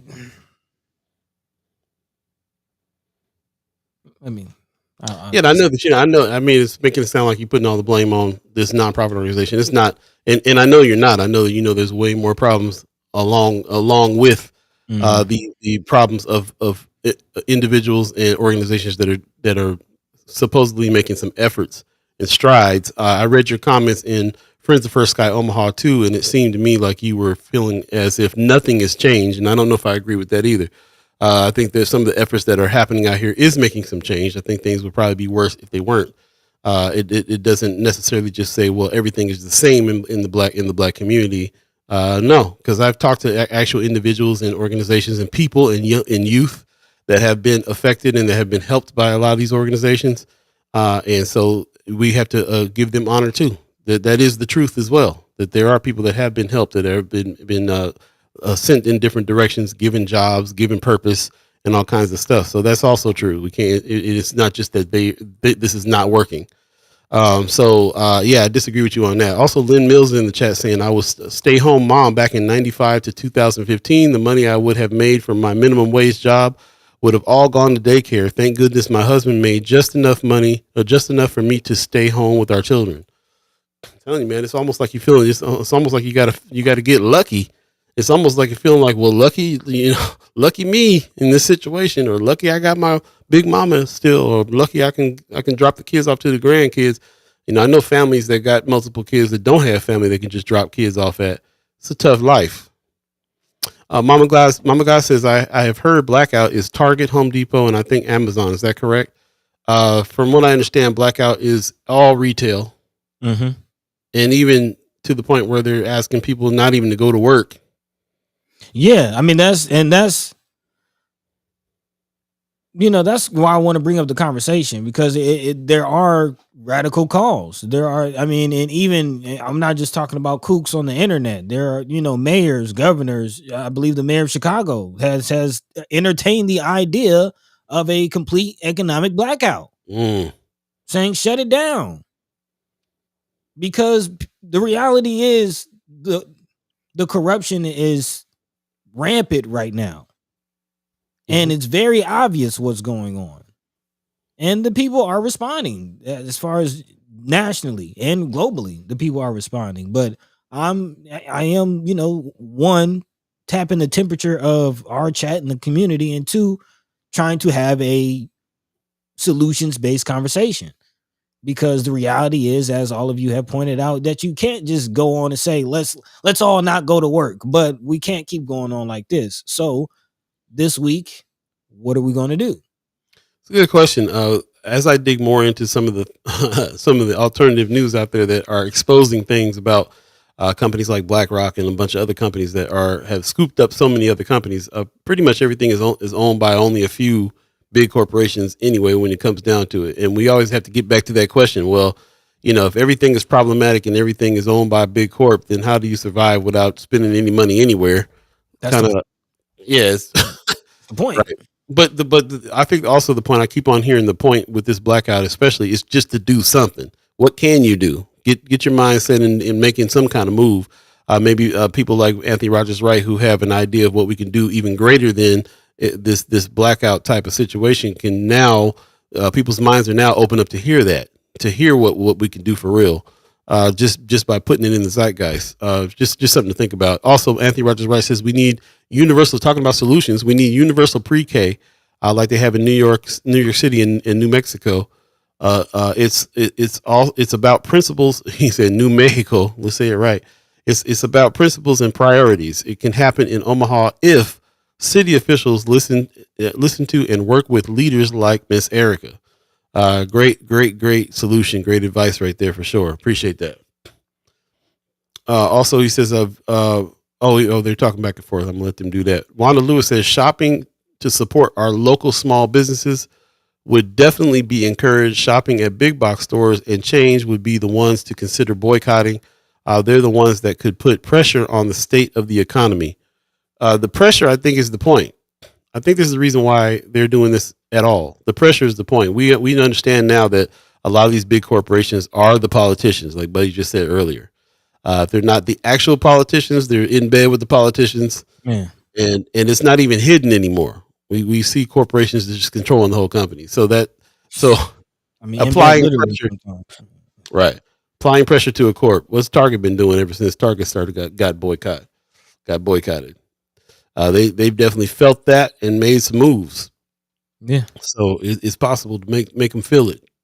Actually, and to that point, I do appreciate Mama God's question further down in this article by Fast Company magazine, which is talking about this blackout. It is acknowledged that there apparently are two boycotts going on at the same time. The first one is the mass blackout that we're talking about, which again is a coalition of grassroots groups calling from Wednesday, the day before Thanksgiving, to the day after Cyber Monday, which will be Tuesday, December 2nd. So that window, which again, Brother Anthony Rogers Wright is talking about, he's saying that small window is not enough. That's one protest. Another is a boycott that is underway, as Mama God said, targeting Amazon, Target, and Home Depot, called the We Ain't Buying It, and it's happening around the same time. But that was only 24 hours, right? That one, I believe so, yes. Yeah. So again, man, I mean, for me, it's an opportunity for me to think about how I spend in the first place, whether or not I want to be a consumer in the first place, and what it is I can actually do. And if I have more information on a subject, if I'm studying, other systems besides capitalism in the first place, I might already start thinking in different terms and engage. This is an opportunity to practice that, because you can easily slip into like, well, I just need what I need, I got to go get it, whatever. But if you got it on your mind, it might send you in a different direction on what to do, which is kind of the point to me. RG says, yeah, it looks like YouTube did away with the display names and are only going with usernames. Oh yeah. Yeah. Also, Anthony Rogers Rice says we should all commit to buying at least one item from the AA from the African American bookstore this weekend. I know I am because their existence is critical. Man, do you kind of want to wrap it up? Do you want to talk about like the like as a show, as a platform, as a community? More importantly, that is a direction that we do want to go. As far as those types of activities, that would be dope if we could get everybody to support the African American bookstore. Go buy a candle. Go buy some incense. A book. Let's do a call to action. I got reminded today that they actually have black soap and they actually have other materials that we need besides books, but also books and and books you can't get from other places. Books that books with a certain kind of history that you might need. It's a good point. It should be like we should do a call to action to say, hey, let's make sure that we go spend some money at African American bookstore during this blackout week. You got to buy something that for a present for Christmas coming up. Go get something from the African American bookstore. There's art, there's books, there's all kinds of things there. And you're right, we need it. Their existence is critical. Not to mention, we're answering this call to stop being such consumers with major corporations. We're supporting a black entity that is absolutely necessary in our community. I mean, we talk about the problems that are in public schools, private schools, even. We talk about we keep talking about how we need to supplement educating our kids in a lot of ways. Those books there can help that. And we should look into it. Absolutely look into it. We are looking into more mutual aid solutions with this show. We are going to do some calls to action with this show. We are creating subcultures and sub clubs that are more action oriented, so that we can do things like raise funds for individual situations that are coming up that we need to address and help. Excuse me. And this is a culture that I personally have been building and working on for years in other forms. And I'm ready to bring all that experience to First Sky Omaha, because we are turning into more of an action-based situation here. We start with the information. That's where it all comes from. We have to get it. We have to disseminate it. We got to let people's voices be heard. We got to have conversations about it. We got to figure out how we feel about it in order for us to all get on the same page as much as we can in order to organize and make some moves. Now it's time to make some moves. It's time to put a step forward. It's time to put a dollar, put the money where your mouth is. Put a dollar up. Let's start there. Let's figure out if we can start there. Let's test the waters out by saying during this blackout period here, let's make sure that we go buy something from the African American bookstore. Everybody that has access to be able to get there and do that. Man. And let us know when you did. Bring it back. Show it off. Go on Friends of. Take a picture. Write it down. Yeah, man. I mean, again, going back to strategic communication, you kind of dubbed this, Paul, this platform, this endeavor, the digital, the Digital Neighborhood Committee or Digital Neighborhood Association. Yeah, man. And early on, we kind of saw the power of this group with Miss Erica Felt, and how we all rallied around her cancer treatments and her battle for cancer, and definitely our prayers going out to her, who still dealing with health things, and some days are better than others. Let her tell it, but shout out to those who rallied. Shout out to the likes of Brother Dave Pontos, and how we all just rallied during the SNAP situation, again donating and matching donations for Black Men United pantry. I keep saying it, and I'm not just saying it, but we're also walking the talk. We're all we got, but it's enough. It is enough to do what we need to do. It is enough to create the space and the place that we want to create. So again, just a heads up as we switch into following the money. That is, a way we hopefully intend to follow the money, is to see where our money is going, not just following other people's pockets. There you go. We'll be expanding. We'll be working on expanding our reach. We're working on different shows and different things that we can get more people involved, because that's what we want to do. I'd love to get to the point where I read an article, as a matter of fact, about a brother, I think out in Atlanta, who started a mutual aid situation, and he ended up having mad followers. I think they started around 10,000. They were going after 10,000 followers, so that when an issue came up, they can help somebody in the community. They would ask everybody who is in that community to donate $1, and I believe that they actually, I think 100,000 people was the goal, and they ended up around 12,000 by the time they had to make a move on helping somebody do something. And they went ahead and put the call out and asked for $1, and $12,000 was raised in order to be able to help that situation.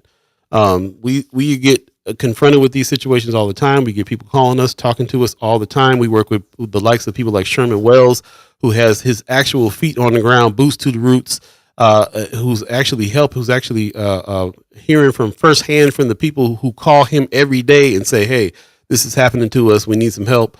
I think that this is we have been planning now to move into this direction. And by next season, we're really going to pick this up. We're really going to pick up who it is that's out here putting their money where their mouth is, who can help on a low level. We don't have to all donate $500 every time something goes down. It could be $1.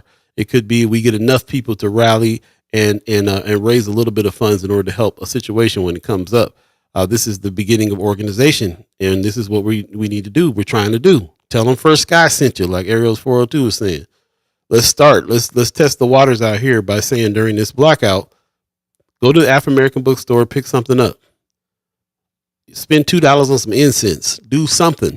Pick something up at African American bookstore. Go visit African American bookstore. First off, your visit is tremendous in the first place, but also spend $1 or $2 up there. Spend a couple bucks. You're right. We're gonna get to the point where we're doing that with land. You're right, Wanda Lewis. This is how we need to be purchasing land. Man, we're gonna start small. This is the first venture of ours to put it out here. We're gonna start small and get there. I'm gonna get off my soapbox for a minute just to jump back in. Also, in the chat, Wanda Lewis is saying Hy-Vee are the smart ones to, is that what they said? Yeah. Smart ones to give away free meals for children during the government shutdown. They will profit from a tax write-off. That's true. Hey, kudos to them. Deservedly so. Hey, if you helping people, why mind you getting bailouts and benefits? To a degree, we'll right. about that. Because there is that benevolent illusion that is happening. Target started serving fried chicken after last year's blackout. No, he didn't. He said, "Guess who was supposed to bring back in the doors?" They said, "Well, all the black people was boycotting us. Let's make fried chicken. They'll come back." It worked for some of y'all. Y'all was at that Popeyes getting that fried chicken sandwich. Oh man. Brother Anthony Rogers Rice says, to Buddy's point, Mayor Johnson called for a general strike. Yes, he did. We have not had one in the U.S. in a generation. Corporations only respond to political and economic pain. You ain't lying. It's real simple. We just are so stuck in like we got to buy this and we got to have that. Sometimes like it's hard. It's hard to shake it, and it's also hard to shake. Who was I just listening to? Somebody said I was old enough to remember when every other house had a garden.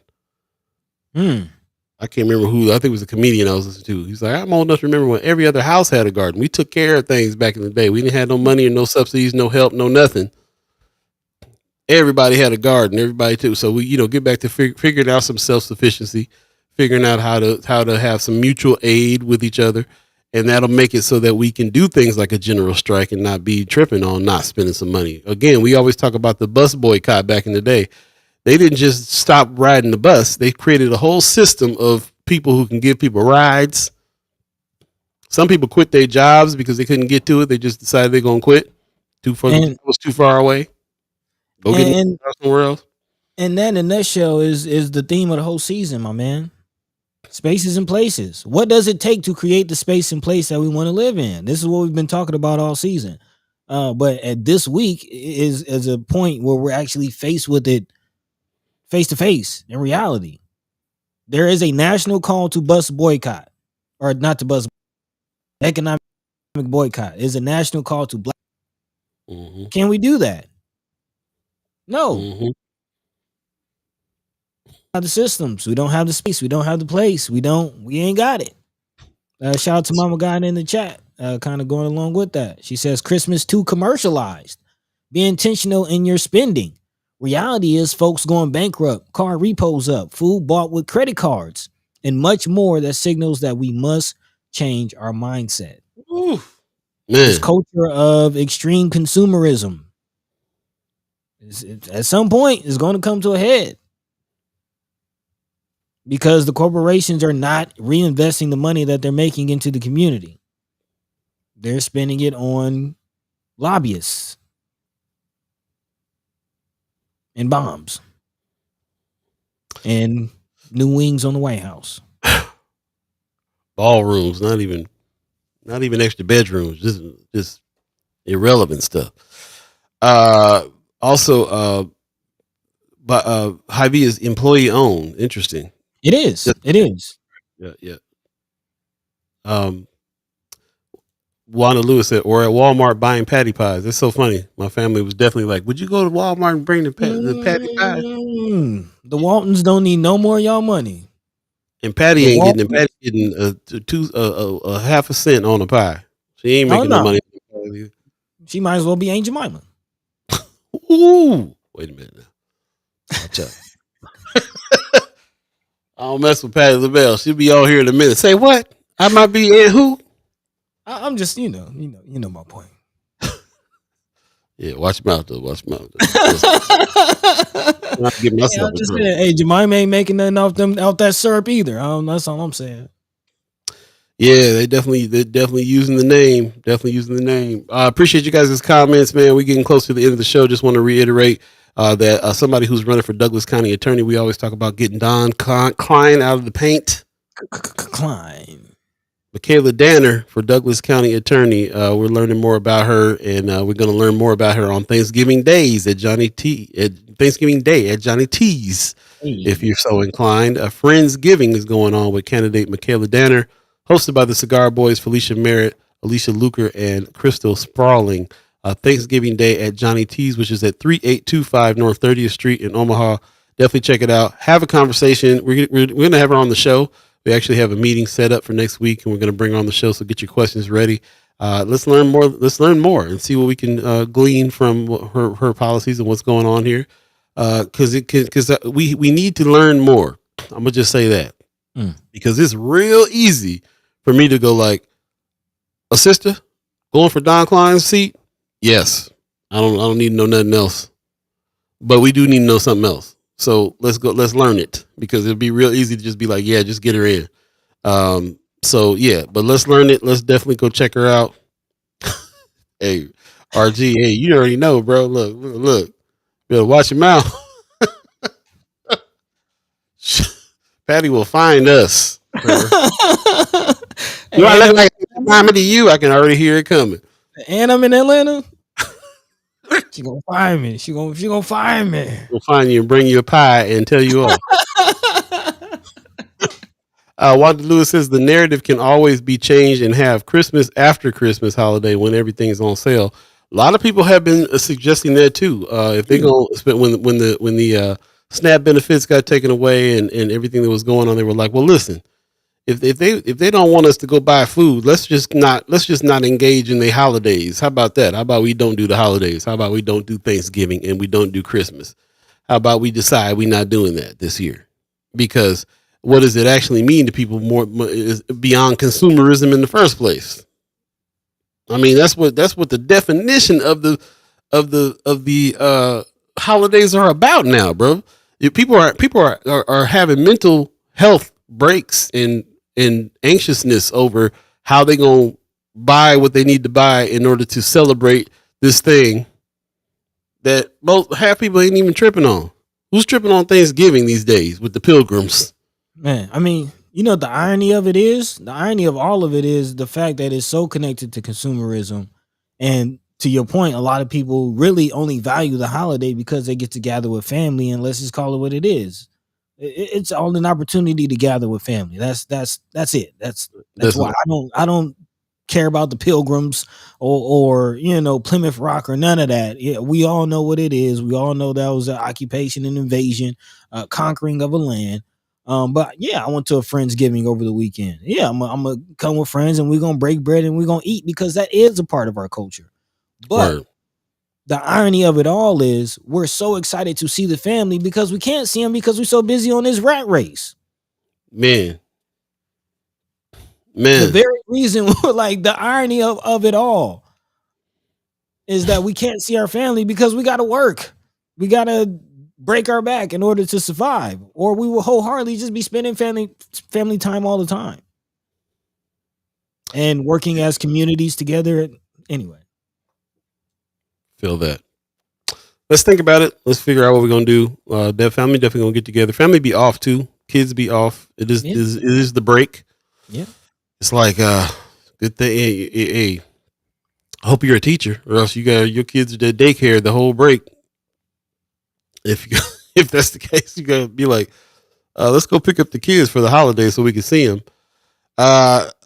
Moving on, another thing that we do in our community as well is some letter writing. Shout out to Anthony Rogers Wright, the Black Alliance for Peace, Solidarity Network, letter writing to political prisoners, Monday, November 24th at 7 p.m. Says on the last Monday of every month, the BAPSN prisoner support team will host recruiting. Your font a little small and skinny here.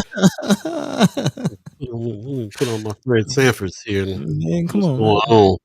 Going on? I still can't see. The support team will host recurring letter writing sessions to support and connect with political prisoners. That's what's up. So our objective is to uplift the importance of writing to political prisoners and to hold us accountable to support them and work towards their release by all available means. That's what's up. Start with some letter writing. Yeah, so whether this is your first letter or your 100th, please join us for the brief monthly gatherings as we write and share collectively. That's what's up, man.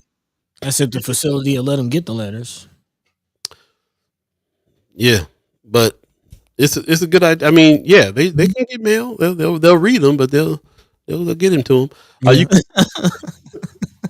You can register there, as you can see. It's on the screen. Register here at that's a bit.ly BAPSNLWS. We'll put that in Friends of First Sky. Pops, I just saw Pops comment. Man, he said, "Man, I love Patty's sweet potato pie." Lord, you mean Walmart sweet potato pies? Patty ain't making no money on that. Man, yeah, you can register there for this letter writing to political prisoners. Obviously, this is going to be a regular thing too. It's starting Monday, November 24th, which is today, 7:00 later on tonight. Let's get going on that. Man, this is making me think about who just passed away, man. Speaking of political prisoners, yeah, man, H.R. Brown. Yeah, that's rough, bro. The brother died in prison, basically. Rest in peace, Jamil Abdullah Alameen, Black Power activist known as H. Rat Brown, passed away at 82. Speaking of letter writing, this is what we're talking about. Write some letters with the intent to work on getting the political prisoners out. The Solidarity Network is a white accomplice arm of Black Alliance for Peace, the most radical and principled white folk you'll ever meet. Man, okay. Shout out to, in the spirit of Brother Fred, Chairman Fred, and the Rainbow Coalition, teaming up with other groups, other races. That's what's up. Marlon Harrison is bringing it all into perspective, though, because, I mean, we got to think about this, too. Okay? Hear him out. Just hear him out. He said, I love Thanksgiving because I get to have 6 plates and I know no one will judge me. 2-plate crew, go 6 plates on Thanksgiving. It's funny that you say it because the more we talk about like, let's skip Thanksgiving altogether. And I'm just like, yeah, but It's turkey and stuffing sound real good too right now. Man. I mean, but why we gotta wait till Thanksgiving? We can have turkey and stuffing any time of the year. My family, but half my family don't even celebrate the holidays. So if we get together and have some turkey and stuff on a humbug, we ain't gotta wait till a day. We wait till if everybody can get off of work or everybody can do whatever and get together, then we do that. But yeah, man, let's think about that. And furthermore, other reason why I think about this, because we need to get back to a lot more of this kind of communal making food and having it together type of thing. Anyway, just in general. Yeah, I wonder how many families still eat together. If that's those values are a thing. Or extended families that come to Big Mama's with a dish and everybody gets to eat. Is Sunday dinner still a thing? I don't know, man. After Big Mama passed away, it don't be no thing no more. As the movie Soul Food taught us, which is one of the best representation of Black life in America that I've ever seen on screen. Everybody got all them characters in their family. Whoo, man. And when the grandparents pass away, the family branches splits off. They don't get together no more on Sundays and have dinner. Gotta tell our own stories. We coming to the end of the show, man. I appreciate that. Pop says, when I was in 8th grade and my teacher asked the class about celebrating Thanksgiving, when it was my turn, I told her my folks didn't come over on the Nina, Pinta, or the Santa Maria. That ended that. So we didn't come over with Columbus. Yeah. Speaking of which, we ain't said one thing about Kwanzaa coming up. Kwanzaa's coming up. We talk about maybe not doing anything about Thanksgiving or Christmas, but a lot of people are doing Kwanzaa. So yeah. I wonder if the BAA has anything. They usually do a celebration. Shout out to Brother Kasim, the BAA. But look, this is how much Pop like them patty pies. He went and looked it up. He said Patty has a revenue sharing agreement with Walmart. She makes about $20 million a year from that agreement at 10%. Is that enough for us to go buy patty pies? He gonna figure it out. If it's good, he gonna figure it out. I mean, I heard the same thing. People going to Target still want to support some of their makers. I think Miss Tabitha Brown, she has a collab with Target, but right. Is that enough? Does she have a website that we can go to Tabitha Brown's website and just buy directly from her? That's the question. That was my thought as well. Can you buy a pie directly from Patty? No, it's a Walmart deal. But I'll tell you where you can actually buy a pie from. Go find that brother, because I'd rather have the bean pie instead of the in the first place. Bean pie is off the chain, bro. Yeah, had me some bean pie this weekend. Did you?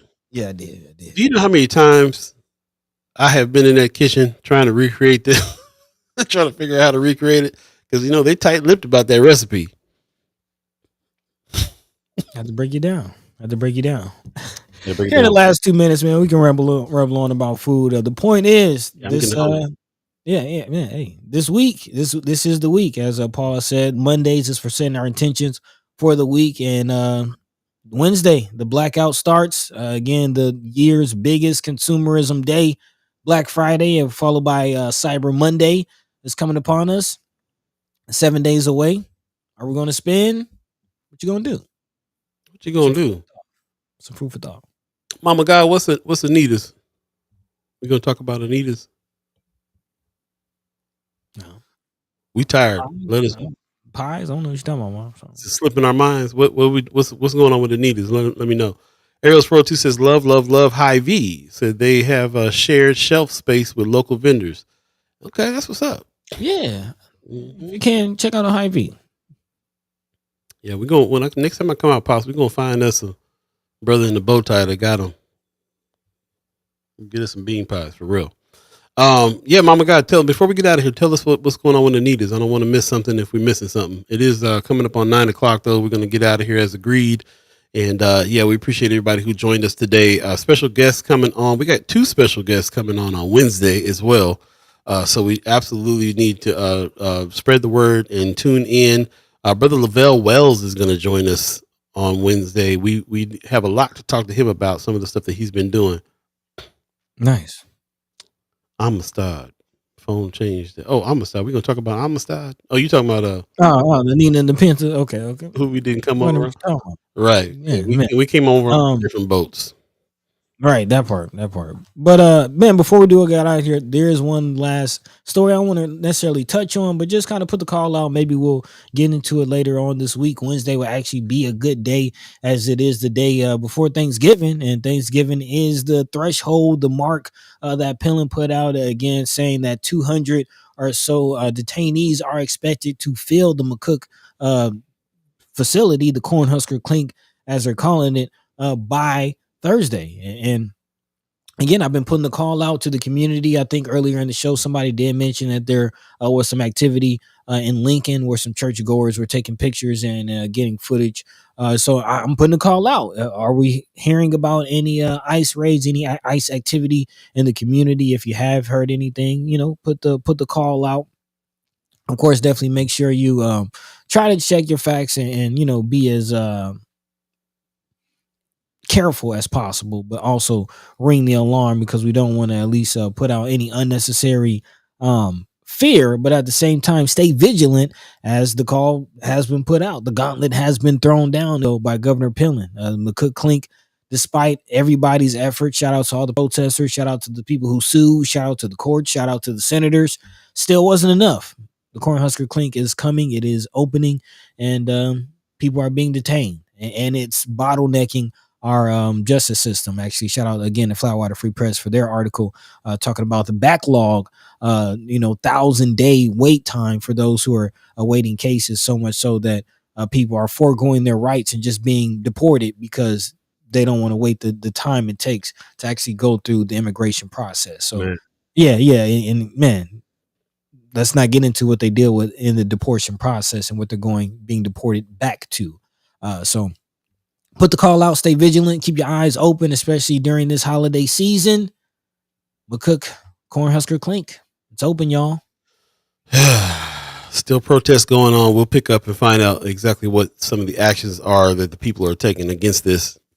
We'll talk about it coming up this week as well. Thanks for joining us and setting the intention with us for the week. Let's talk about what we're going to do. We got a little call to action that we got happening by the end of the week. I'm going to check in with y'all on Friday to see if you've done it. Do me a favor, get in your car and put up 777-9311 on your phone so you can hear Jelly Bean Johnson play drums. Hey. Drive to the Afro-American bookstore, pick you up a book on H. Rap Brown in the history. Get back in the car, put on some Jimmy Cliff reggae music on the way home. And that's your call to action for the week. Let's see who does it by Friday. Man. Yeah, that sounds like a Love Supreme kind of move right there, man. Yeah, we'll check in on Love Supreme Friday. There you go. We'll check in on it. Any last words, buddy? I think that's it, man. Some homework. Let's get busy. Let's get busy. Appreciate y'all. And also, while we're at it, let's look into a little bit of other things we could do, just, besides the blackout, just mindset in trying to quit being such consumers, and how we can use our dollar to fight what's going on as well. Follow the money season coming up January 15th. Stay tuned for that. Meantime, between time, I want to give thanks to the Umaha tribe elders for allowing us to be on this land and speak while we're here. Shout out to our elders for allowing us to speak before you. And shout out to you, the Chad Chimers, allowing us to speak with you. And I appreciate everybody who has who contributed to the conversation today and had some great comments, questions, and some things to go back and forth on. Again, we are always trying to figure out how we can get on the same page. If I was dismissive of anybody's comments, I apologize for that. Didn't mean to be. There might be some things that you will post that I don't agree with sometimes completely, but hear your point in general, and I agree with you on most things and on a lot of it too. So that, again, we're trying to build some solidarity here in order to have some organization, in order for us to kind of get on the same page and figure out what it is that we need to be taking care of. So that's what's up. Appreciate that very much. RG says in Clarice Don Beck's voice, take the bus to the bookstore. There you go. Hey, there you go. Yeah, there you go. Put the songs on your phone. Take the bus to the bookstore. Even better. Appreciate that. Appreciate all of you. Thanks again. Who's in the chat saying something? Okay, yeah, must have missed that. Missed the comment. Missed the comment that I wanted to clarify. But hey, we'll come back to it. And I appreciate everybody who joined us, man, with your comments. It's just the best. Thank you so much. Again, man, it is not the Channel 7 chat. by any means. So thank you, and appreciate y'all, and welcome back. We'll welcome you back on Wednesday when we have two special guests. Actually, Katie Rain will be on again, talking about the DL Hughley show coming up, and then also Lavelle Wells is going to come on. He got a lot going on. We need to talk to him about for sure. So that's Wednesday. Stay tuned. Until then, in between time, just take care of yourself. Stay dry. It's going to be rainy and chilly out there today. That's another thing. Y'all start getting the stuff ready to put on your windshields and get your boots ready, get your tires pumped up. Snow coming next week. Brr. Snow coming next week. It's about to get cold outside. So keep the heat on, like I say in Minneapolis, and we'll see you Wednesday. Peace. By the way, Van Glorious. This is protected by the Red